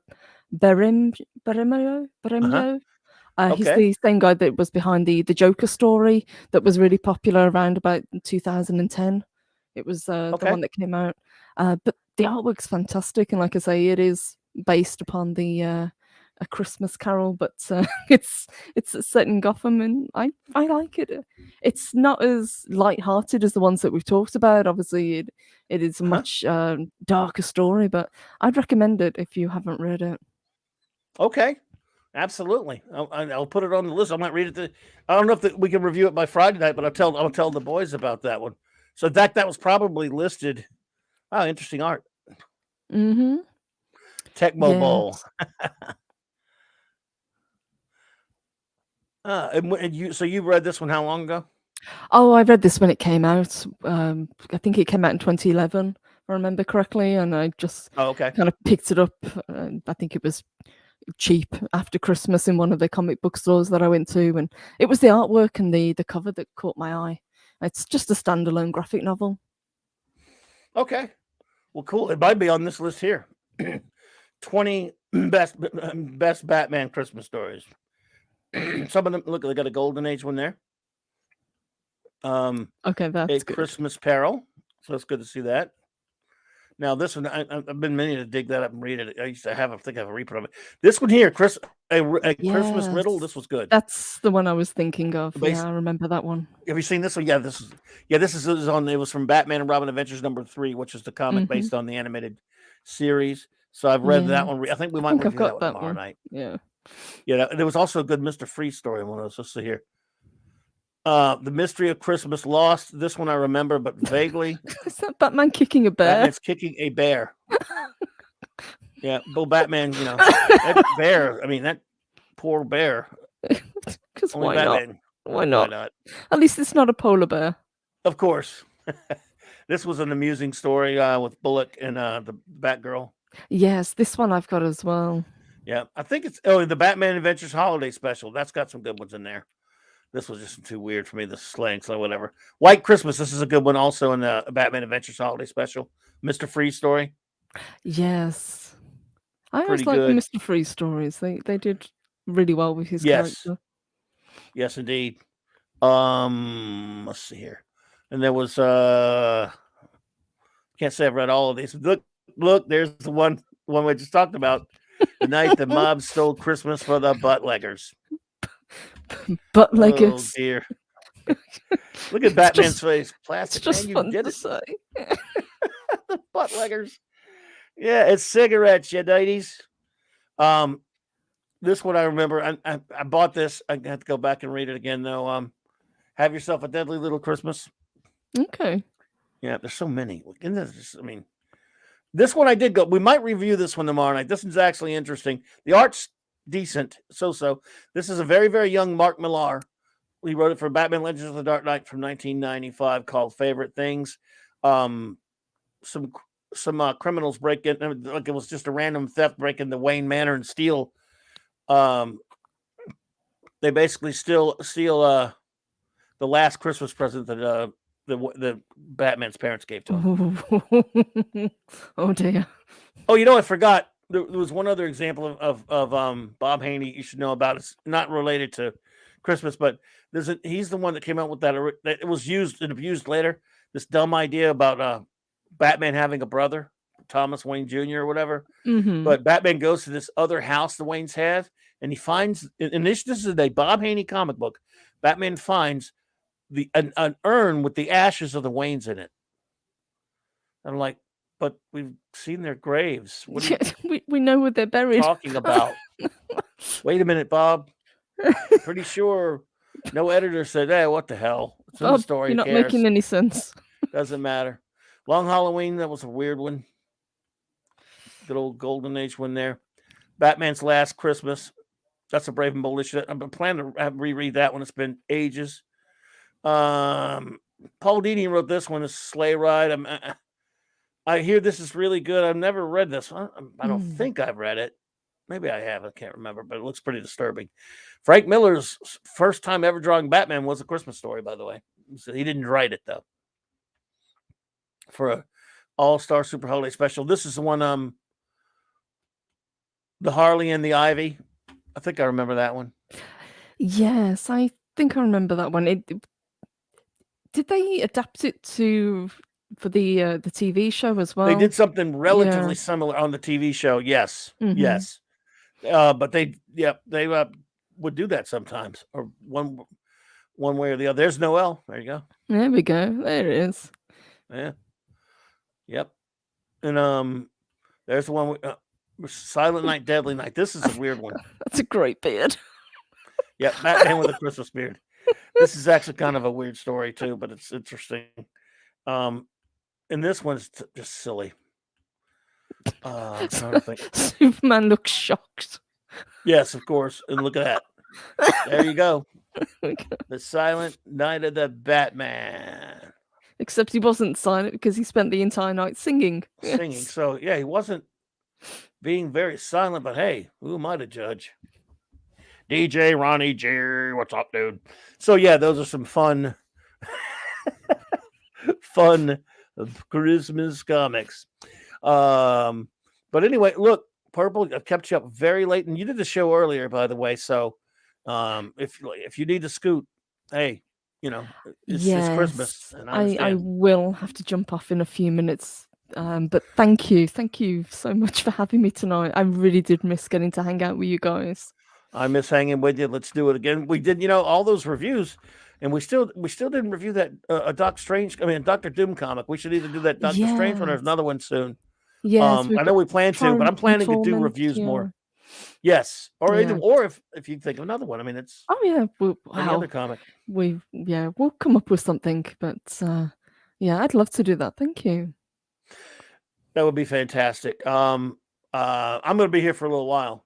So, if, like I say, you can hang as long as you want, or run when you need to, because I understand how late it is there. It's like 3 in the freaking morning or something, or 4, or whatever. I know it's late or early. Time means nothing on YouTube. You know this, Clobby. Of course, that's true. Time and resolution. Lunchtime, doubly so. Very nice. They should turn it into the Reader's Digest. They have a page for people like you. I'm doing some Hitchhiker's Guide to the Galaxy quoting there. Of course. Well, why don't you just plug the channel, tell everybody what's going on, tell me what's going on with the channel. I know you did the Wednesday show tonight, and what do you got coming up? Yeah, finished doing the Woo Woo Wednesday with Salty today. Had a great Christmas special where we were talking about different Christmas legends and anything supernatural to do with the holidays, which was fun. I will be back on Friday. I'm just going to have a chill stream, just kind of hanging out pre-Christmas, let people kind of wind down after the craziness of running around and getting presents and all that zaniness that we do on the lead up to Christmas. And then probably I'll be back again next week as well. Well, fantastic. And I hope we can hang again soon. I tell you what, when we do a review show, tonight, this is the regular time, but I could set it like I do with J-Man. I can set it much earlier, so we could just get it recorded, and we can stream it if anyone wants to hear it, and then that would be great. A better hour for you. Thank you. Yeah. Well, let's do it that way then. Everybody, the wonderful, the lovely Purple Valkyrie, do you have anything you want to say to our friends out here? I want to say a huge thank you to Clubby for having me back. I love getting to talk comics and anything to do that has Dr. Doom in it. I'll always be there. Of course. Thank you, everybody in the chat, for joining us today. You guys are amazing as always. And if I don't see you guys again, very, very Merry Christmas to you. Merry Christmas, Perp. I love you, and I hope you have a wonderful Christmas. I know you got a big one coming up. It's going to be, I predict you'll have the greatest Christmas of all time this week. Thank you. Thank you so much. You guys are amazing. Have a fantastic time, and I will catch up with you guys very, very soon. Take care, everyone. Good night, Purple. Bye, guys. Bye-bye. I'm still here for a while, folks. I got a little bit longer to hang out, and Real Wade Nation, I'll be here a little bit unless you're running out. And Max Redstone, have a good one. Good night, buddy. I hope you feel better. And Mark D, I don't know if you're feeling better or not. You're more than welcome to stop by if you're feeling like it. But this says there, you got to get to bed or Santa won't show up with presents. But if you feel like stopping in, you're more than welcome to. Either way, no big deal. Anyway, but yes, Christmas. We're gonna have a Christmas party tomorrow night. For the clubhouse at the same time. But before that, I'll be on, on Nick's show. Everything. Yeah, that was fun though. I miss Purple. It's been so long we got to hang out. It was fun. And again, it was just, and everyone, we didn't even plan that. We were just going to show the comic. I'm glad it turned out us reading it because it was a short one. And she does the best Doc Doom voice ever, doesn't she? You were fantastic sport with that, Purple. I loved it. That was great. It was so much fun. That's a fun comic. Yep. I've always loved that image of Doom. Both of them. The one when he's sitting in the chair with the Christmas tree thingy, and the other one when he's Santa. I'm Santa Doom. So that was a lot of fun. Anybody else have any favorite? Any of you have any favorite Christmas comics? I don't even know which ones we're gonna review tomorrow night. I have to check because the boys haven't got. Let me see if they got back to me on which. Not tomorrow night. Friday night.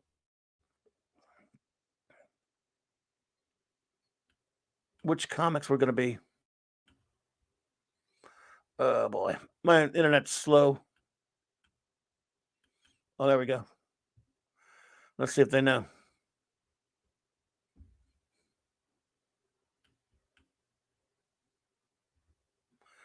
What they talk about tonight? Transformers, Spider-Man, Tangled Webs. I'll name Ironcaster. If you hear me, I'll name a few other ones. Well, there's a couple of Batman comics. Did G.I. Joe ever do Christmas one? You know what? I never read any of those comics. I would have to ask some of my friends who read G.I. Joe comics. Real Wade Nation, I would be willing to bet you that there were Christmas issues, I'd say, of the G.I. Joe comic book. I have a good buddy of mine, a good buddy, retro blasting buddy, and I have other friends who love those G.I. Joe comics. I would have to ask them, but I'm sure it's possible.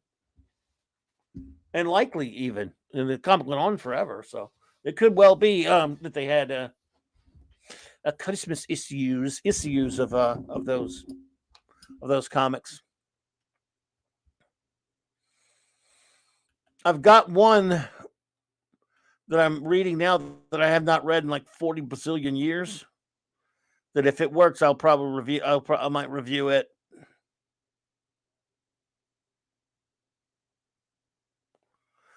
Believe it or not, it's a Jonah Hex Christmas issue.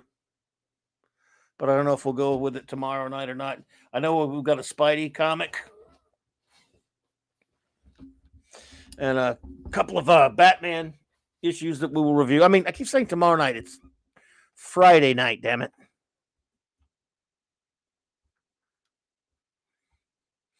Oh, cool. Wait, you playing Fortnite, eh? Cool. Yeah. Like I said, was it Amazing Spider-Man where Peter and Mary Jane get evicted on Christmas Eve was memorable, says Brian Hepburn.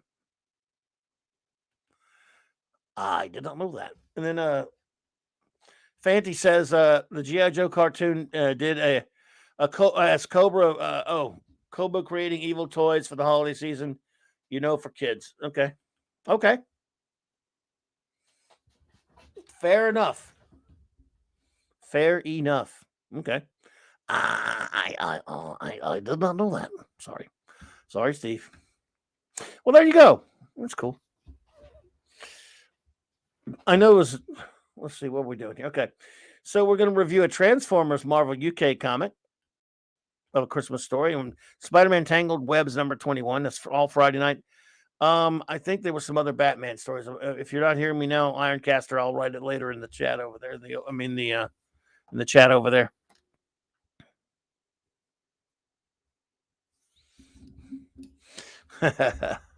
Steven says, "Yep, Cobra Commander was pretty much Hasbro in that cartoon." Let yourself in, dude. Hey, I've got the key. Hey, hail to the what's chat. up, dude? Hey, everyone. Hey, Mike. Wait, Mark, dude, let's see how you feeling. Better? Oh, you good. Better? A little better, yeah, a lot better, yeah. I There you lost go. this over the weekend, so Hmm? still a little rough, but I Oh, lost my man. voice. I couldn't talk, so which is okay. Right. Which is really good if you're a YouTuber. Yeah, it's really good for you. Yeah. Man, show the thing about Franco. That's a bummer, Franco Harris, man. And that was how old was he? Weird. 72. It was weird because he was this is the weekend of the Immaculate Reception. Sorry to talk sports ball on you guys, everybody. No, but it was by the way, sorry, D-Bud Martin. I'm not D-Bud, sorry. I mean Eric. He's a Raiders fan, so he don't want to hear about the Immaculate Reception, but God, what timing too? It's they were celebrating it this week. In fact, Steelers play the Raiders on Saturday night. And they won't release cause of death either. I mean, he did a radio interview today or something like that. They just announced it a few hours before there. Yeah. I was just looking at the article, yeah. Yeah, that would be why they're playing the game on the 24th there. D-Bud's also a Raiders fan. I thought it was Eric. You're both Raiders fans. Holy Toledo!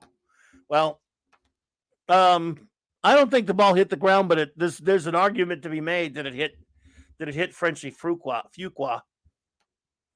I know we're not supposed to talk sports ball here. Oh, it's sweet. You talk comics long enough, so we get a dispensation.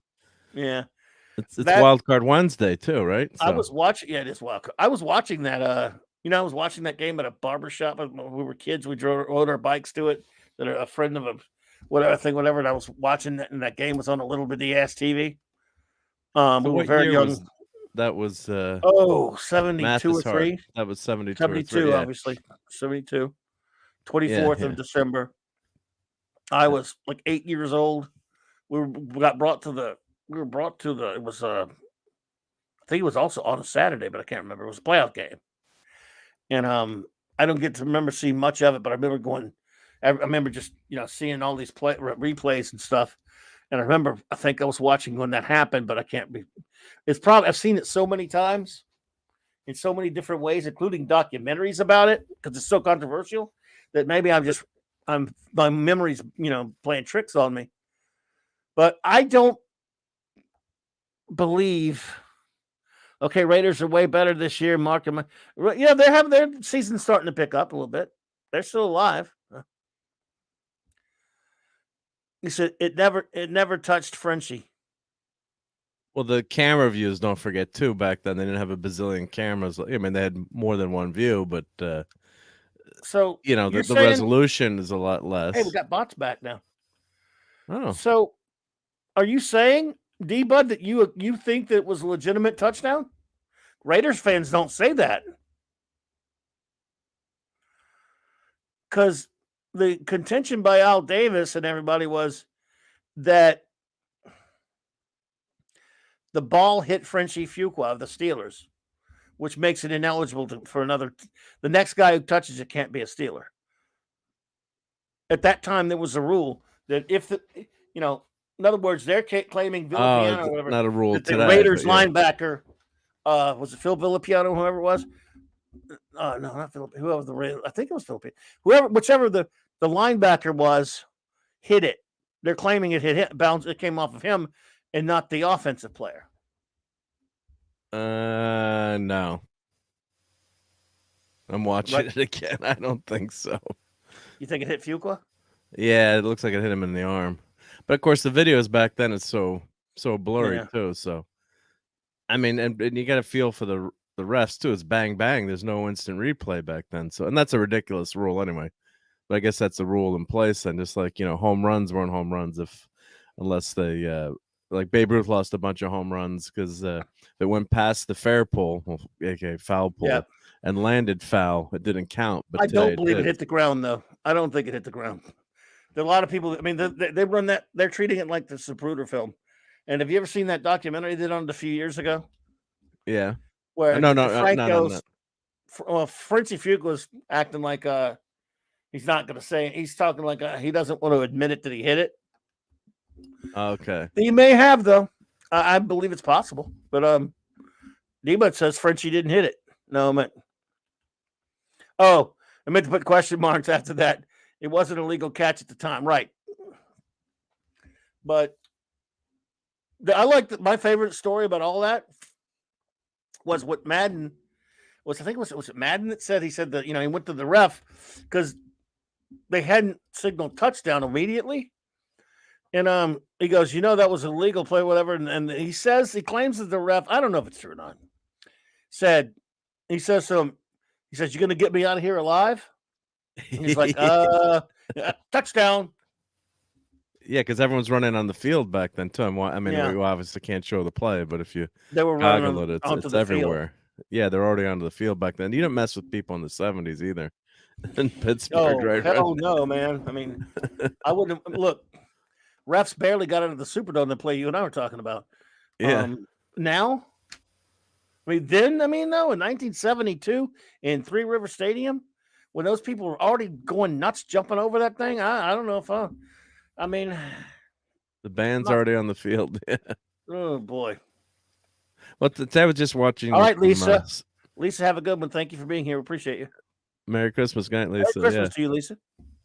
Go ahead. I mean, on the other hand, the replay has gone way too much in all this ticky-tack stuff where it's, the replays are so good and then it takes forever when it's an obvious call. And then, I always think of it back in the day playing in the playground. It's like, some of these catches where they're reviewing, like the guy bobbled the ball for an instant in the end zone or, it's back then that was a touchdown. So, it almost becomes too exacting, too precise, and it takes some of the fun out of the game where it's, yeah.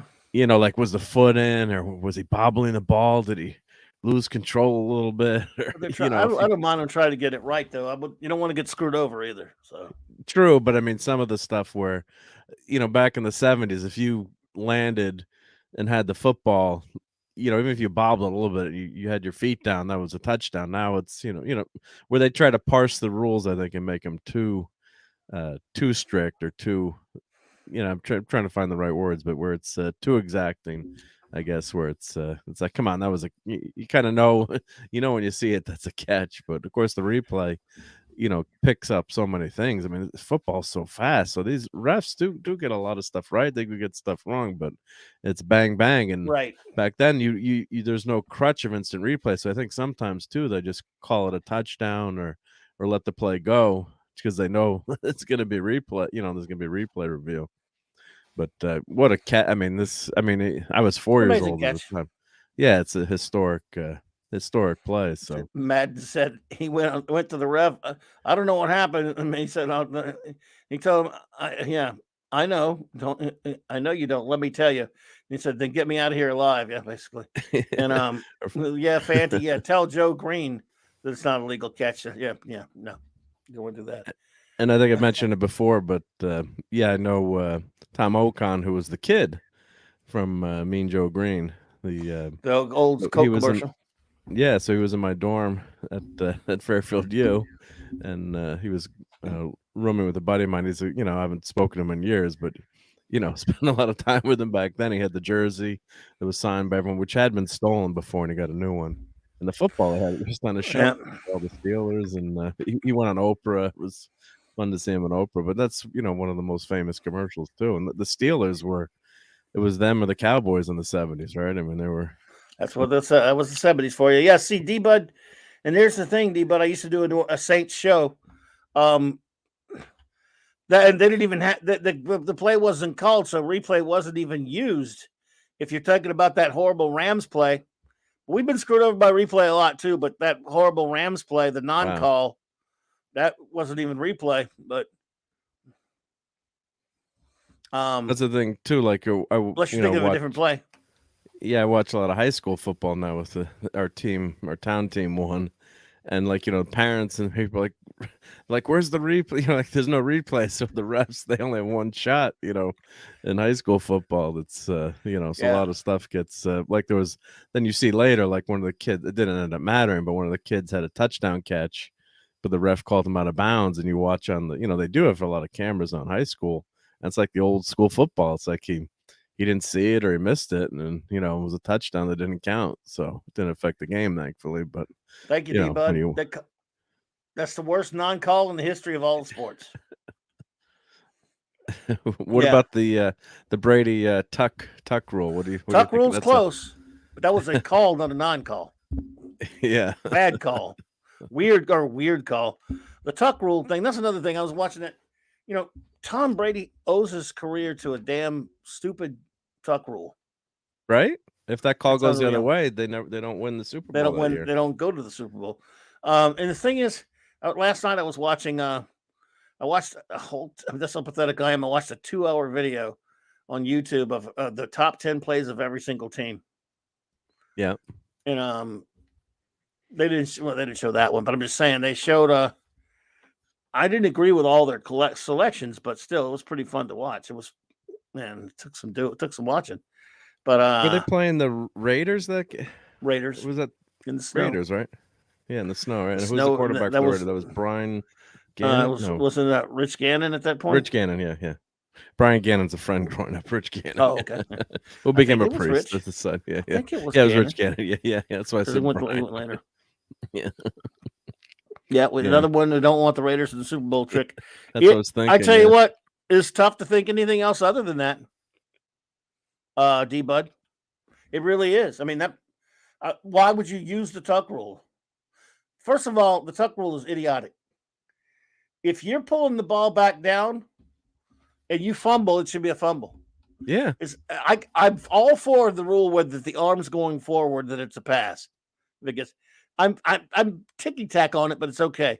But when you're pulling the ball down, that's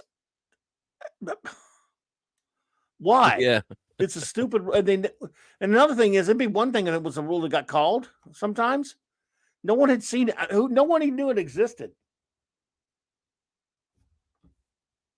Yeah, I never heard of that rule. Had you heard of it? No, I had not heard of it. And there were players who played the game, been playing the game 10 years, had not heard of it. And it really is suspicious. Yeah, that's the weird. And then, but why? Not like the refs would have that ready, right? I mean, they're like, hey, no, I mean, if this happens, we're gonna have the tuck rule ready to keep the Raiders out of the Super Bowl. That's true. I mean, it's such an obscure rule, but it's just maybe Brady getting lucky, I guess, or. But that's one of the weirdest things. That's one of the few. It's got to be up there with the weirdest things that's ever been I've seen in a football game, because it's not a rule anyone even remembers other than that ref on that day, I guess. I mean, I don't even know. Yeah, who knows? Well, Brady didn't know about it. He walked off the field, thought he fumbled. He thought he freaking fumbled. Oh yeah. Thought it was over. And even he says stuff like tuck rule. What the, that's a tuck rule. Whatever, dudes. Tuck rule. And anyway, yeah, Franco, great football player. I hated it. It's funny. I hated his guts because in the 70s, even though I was a Saints fan, if you watched postseason football, you kind of, if you were a kid, you latched on to another team. Well, for me, it was the Cowboys of the 70s, and I hated the Squealers. So, I saw a couple people being interviewed today talking about how when they met, how great they loved Franco as a person. They said when they met him, they said, I had to say I hated you back then because I was a Cowboys fan.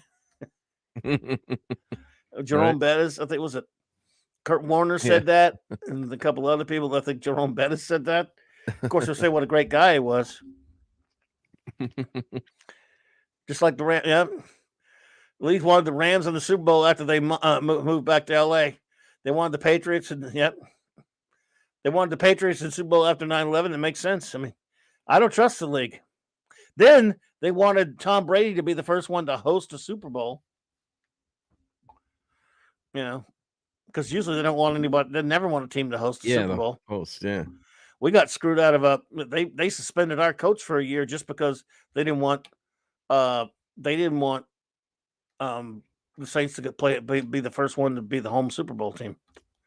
So they didn't want to take that chance. There's a little targeting stuff too, but yeah, but everybody else in the league was doing it. Here's my problem with that. Look, enforce it all or not, and not only that, they waited 2 years to enforce it. If they'd done it the previous year, I'd be like, yeah, well, they didn't. They waited to 2012 when they knew that the Super Bowl is going to be where the Super Bowl will be played for that year, the next year. So they waited. They'd known this for 2 years and sat on it until that year. That's what I have a problem with. Because, look, as much as I love him for winning that Super Bowl, he's cost us more. I mean, if we hadn't got that one Super Bowl, I would hate him because he's cost us trips there like you wouldn't believe with its dumb coaching. Now we got an even dumber coach. And you'd think I'd love him because he gave us a Super Bowl, and I do, but he coached some games away, man. Jesus. That dude would throw the football. I used to call him Sean Xbox Payton. And we would, like a friend of mine, we would bitch about, say, oh, here he goes with the Xbox shit. Basically, because when you play football on the PlayStation or the Xbox, you don't have a multi-million-dollar job at the line, so you do stupid shit like you make decisions. You throw it all the time. 4th and 30. I'm going on 4th and 40. Yeah. So in other words, you don't play like it's real life, right? Yeah. And so he did that sometimes. We're like, but this is Xbox crap. Run the goddamn football. So like on crucial points of the game, not even early, it'd be like 3rd and 1 or 3rd and 2, and he'd tell Breeze to drop back and hang it down the field. I mean, just throw a big bomb. I'm like, what are you doing? Get the first down, idiots. Yeah. It drove me insane with that kind of stuff. There's a lot of stupid calls. The freaking ball. I haven't seen many coaches do that much. And he came from Parcells. He should know better. Game's very different now. Just FYI. I also want to bet on 86 World Series thanks to Buckner play. When I really want to win, stuff happens. Oh, well, there you go. Oh, let's see. Also, I was 6 and I won $1 on the Steeler win. By the way, the Steelers didn't even go to the Super Bowl that year. They won that playoff game. But they didn't go to the Super Bowl 2 years later, or a year later, or whatever it is. 2 years. 2 years later, actually. But it was their first playoff win in probably forever. It was certainly, I think forever, just about. Which was huge, and they should have lost. Since that was a fluky play, they were about to lose it. So, yeah, they weren't ready yet. The next year after that, no, let's see. The year after Bradshaw won the Super Bowl, he got benched for the first half of the season because he sucked, or because Chuck Noll was a tyrant and benched him. After winning a Super Bowl, the guy gets benched opening the season. Put John Gilliam at the quarterback. Yeah. Well, that was back in the day, right? Tough coaches. The coaches were king. Now the players the king now, right? So players can get a coach fired, but back in the day, the coach would have the owner backing him up, and that's mostly changed, except for maybe a few NFL coaches. But if Tom Brady, look at Tom Brady, what's going on there? And they're not making the Super Bowl this year, but he probably should have retired after that Super Bowl win. They could, and ridiculous. They could win the division with a losing record. We talked about that. The NFC South is going to be won by a team with a losing record. And we're mathematically still alive, but we don't have a chance. I mean, it's going to, they ain't probably not going to win this week in Cleveland.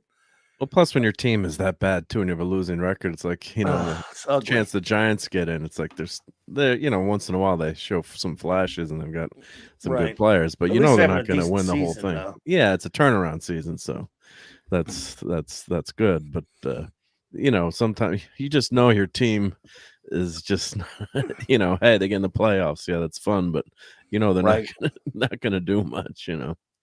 So Yeah, that's true, D. Bud. It was the immaculate reception happened the year of the immaculate season for the Dolphins, the undefeated season, 72. Just goes to show you the fluky stuff that happens because that year the Dolphins went undefeated, 17-0. But do you know that life does not like things to be tidy? Because if Garo Yepremian doesn't have his field goal kick blocked in the Super Bowl and makes it, that they would have had their 17-0 season would have been dusted off with a victory of 17-0 over the Redskins in that game. But they had to beat them 14-7. Weird way numbers work, huh? But still, they went 17-0. They were the first NFL perfect season. There were perfect seasons earlier in other leagues in the merging with the NFL, like the Cleveland Browns and stuff in the 40s. But so being undefeated ain't easy. And then look what happens. Look at the friggin' what and a the powerhouse! Giants, of course, ruined with the Patriots. Exactly, ruined the Patriots season. I was just gonna say. 18-1. Look how they were a powerhouse too, dude, with Randy Moss. You were a Giants fan. Did you expect? Oh, huge. Yes, I did because the Giants. I did, yeah, because the Giants had played them really close that last game, and the Giants were surging that whole season, and they kept getting. The thing was, they kept getting better and better and better, and they had that great defense. A great defense can take. They just harassed Brady so much, so they had the momentum, and the guys knew they could win that way. Yeah, did I know 100%? But it wasn't. That's good. Wasn't out of the realm of possibility. Yeah, so you're going into it, and plus, I think being the underdog helps in some ways too. But that last game against the Patriots, they really played them tight, and I don't remember what the score was, but it was a close game. So, and of course, all the Dolphins fans are happy with that victory. So think of it, Tom Brady, say he loses the tuck rule, right, goes against him, or say he's gotten so lucky. Not to say that he's not a great player, but say Eli Manning doesn't beats him twice, right? Then the next Super Bowl he should have lost, right, with the pickoff play. I forget what Super Bowl was. It was the last second when instead of giving the ball to the beast, the running back, and then they went for the pass play and it got picked off. So they got, and then the Atlanta. So like Brady could have lost, another couple of Super Bowl. He could have been losing his quarterback in the Super Bowl. So it's a miracle they won, two of those games. So, actually, D-Bud, Peyton did win right before Eli did. He won his Super Bowl right before Eli. Hey, Donnie. What's up? Donnie, yep. I hear you. I thought the Giants were going. I mean, just couldn't. I didn't think they would be able to handle Randy Moss in that big passing game. But I remember after like halfway through the game, when I started seeing how the Patriots' offensive line was really getting manhandled. Yeah. I thought, wow, this is still. It was an incredible. No, it was a big upset. Yeah. I mean that play that the Tyree catch, the helmet catch is probably one of the greatest plays of all time. And that's his last catch in the pros too. It was the very last one. So he got hurt. Yeah, it was his last catch, and he got hurt, and he never played after that. Yep. I was in a similar situation, but not exactly. Hey there, Comics Relief Crusaders, but not exactly the same. When we had our wonderful year, when the Saints got, we're going to the 2 weeks in between the Saints going to the Super Bowl with the Colts, even though they had their best, their best defensive player was kind of on the skids. Was it Sweeney or whatever? Dwight Freeney. Nobody was giving the Saints a chance. Peyton Manning's going to rip them to pieces. Peyton Manning's going to. They're not good. But Peyton Manning should have went undefeated. There's just no way they're going to hang with him. And I was like, I don't know. I feel like we're just going to be. I think I'm not saying this because I'm partisan. I'm always when I think my team don't have a chance, I'll just say it. Yeah, we're not going to beat them. And if we do, great. I said, no, I think we're winning this one. I felt really good about it. And a couple of people in the there were a couple guys out there There were a couple guys out there saying, that like Cower and Gruden, a couple other ones were picking the Saints, but everybody was Peyton. And I'm like, I don't know. Our defense is going to really be brutal. Midnight's Oblivion, what's up? And you knew how dirty our defense was. So I called it the Ooga Booga caveman defense. The next year had been figured out by the NFL, but before it was pretty different. So first half it was 10-6. We were down 10-6. I'm like, oh God, no. At least we got here. And then the onside kick. Sean Payton opened up the second half with an onside kick, and that just changed everything. And what a second half. I watched a video last night that ranked all 55 Super Bowls. Oh, yeah? And they had that one at 19. Wow. Keely Chow, I don't think you're allowed to have more than one team, dude. That's against the rules. Yeah. Yeah, for a while I liked the Cowboys and the Giants, but that had to end quickly. Cowgirls, yeah. Falcons. Falcons are my most hated team. When I was still loving football, I'm kind of out of it now, though I still kind of pay attention to it a little bit more. But for 2 years I've been out. But Cowboys, Falcons, and Titans. Titans are having trouble right now. Falcons are just as bad as my Saints, if not worse. And let's see here. Well, Brian, yes. It's all about time and place. Look at Fran Tarkington. He was great, but all I ever heard was you didn't win a Super Bowl after getting the three of them. You know what? And he was fantastic. So I hate that kind of stuff too, like Marino, the guys who didn't quite get one. Yes, Comic Relief Crusader Purple. Purple had to leave. We love her. It was getting very late for her there. Got later. Yes. But and your Titans are having some trouble there, Keely. But hey, imagine being in a division so bad that there's 3 games left and all 4 teams are alive. Yeah, that's true. The Texans are on the clock, Keely. As I was telling Mark, I don't know if I used to before I moved to YouTube. I used to do a Saturday night NFL show, and I kind of miss doing it. But then the NFL just kind of left me. So. Anyway. Yep. Well, any final words before we do some show notes? Yeah, well, I do have. I was doing all my ornaments on the tree, finally finishing them, so I got one to show. That's a pretty cool one. So I'll show it again tomorrow night. Let me find my tab here. So here we go. I'm guessing you don't. I don't know if you've got this one. I don't even have a tree. Why would I have an ornament? Oh, no tree. You had the Charlie Brown tree, right? Well, it's like an inch to like not even a foot tall. Well, so. this would fit on it, I think. I do have like 2 ornaments that I got sent for presents. Hang on. So, oh yeah, I have that. That's an ornament. I have one. No, I don't. No, I don't have that. I have an old Superman animated series toy that looks similar to it. I'm sorry, I look different. I don't have that. No, this is one of my favorites. Yeah. Midnight said, was it politics? Was what? Oh, yeah. The NFL, it actually was. Politics chased me away from the NFL, which I was a fan of. Up until 2020, I was an NFL fanatic for 20 years.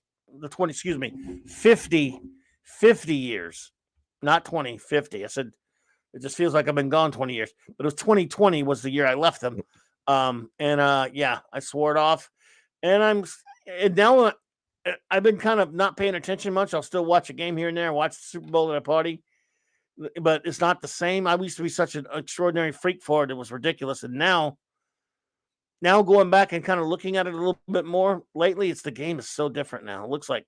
Oh, it's a lot different. Yeah. Oh, Kellel, this is, yeah, Kyle, this is a Hallmark ornament, and it's well, I bought this from the Hallmark store years ago. Let me see what year this is. My bad. It was politics, here. But it was also that they have sissied the game up as well quite a bit. They've chickified the game. 2007. So if you look, you probably can't read that or on the. It's probably too blurry, but there it goes. But no, so if you Google, you got it. Yep. 2007 Superman Hallmark ornament. I'm sure one of them will show up on Fleabay, so it's probably not that expensive, but yep. Yeah, Yeah, T-Buddy Keely had the Chow, that's right. Galactus. Huh? What's that?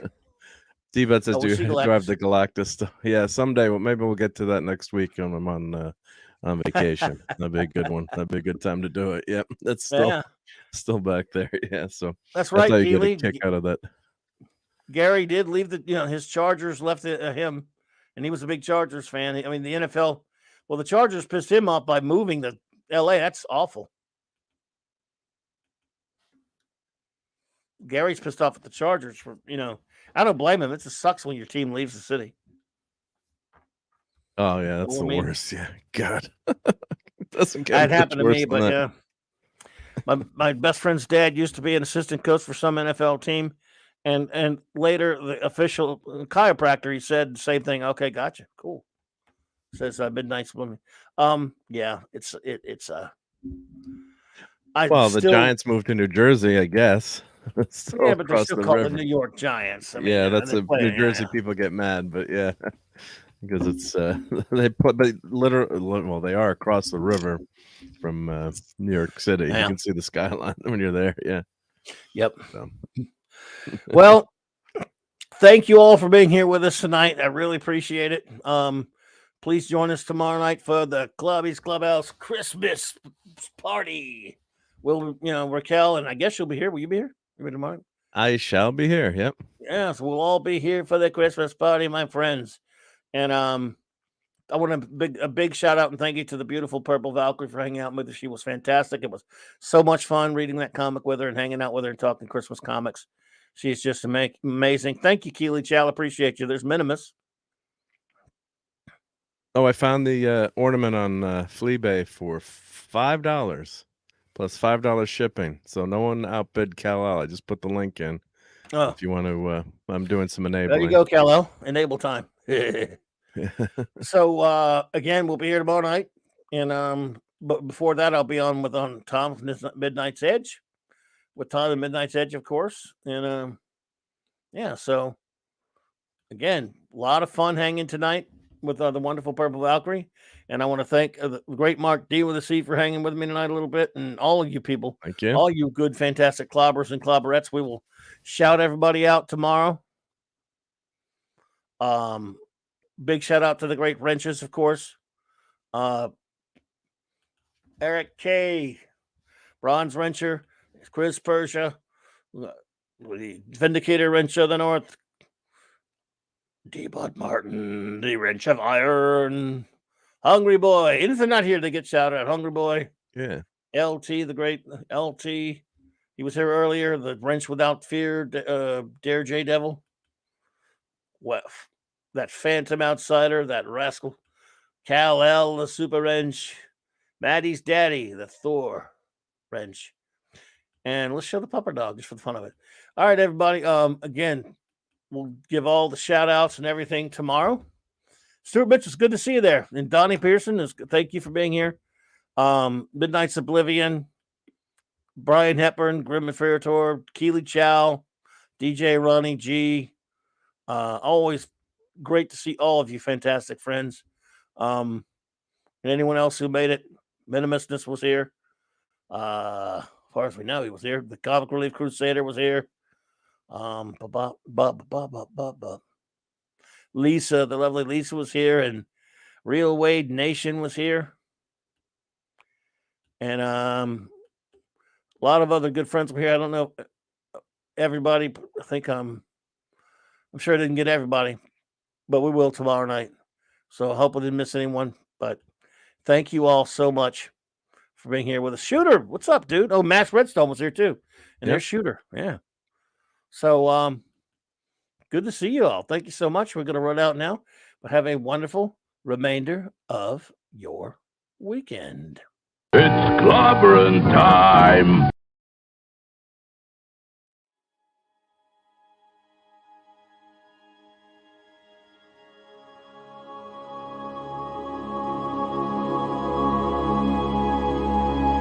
See you tomorrow night, and Merry Christmas if I don't see you.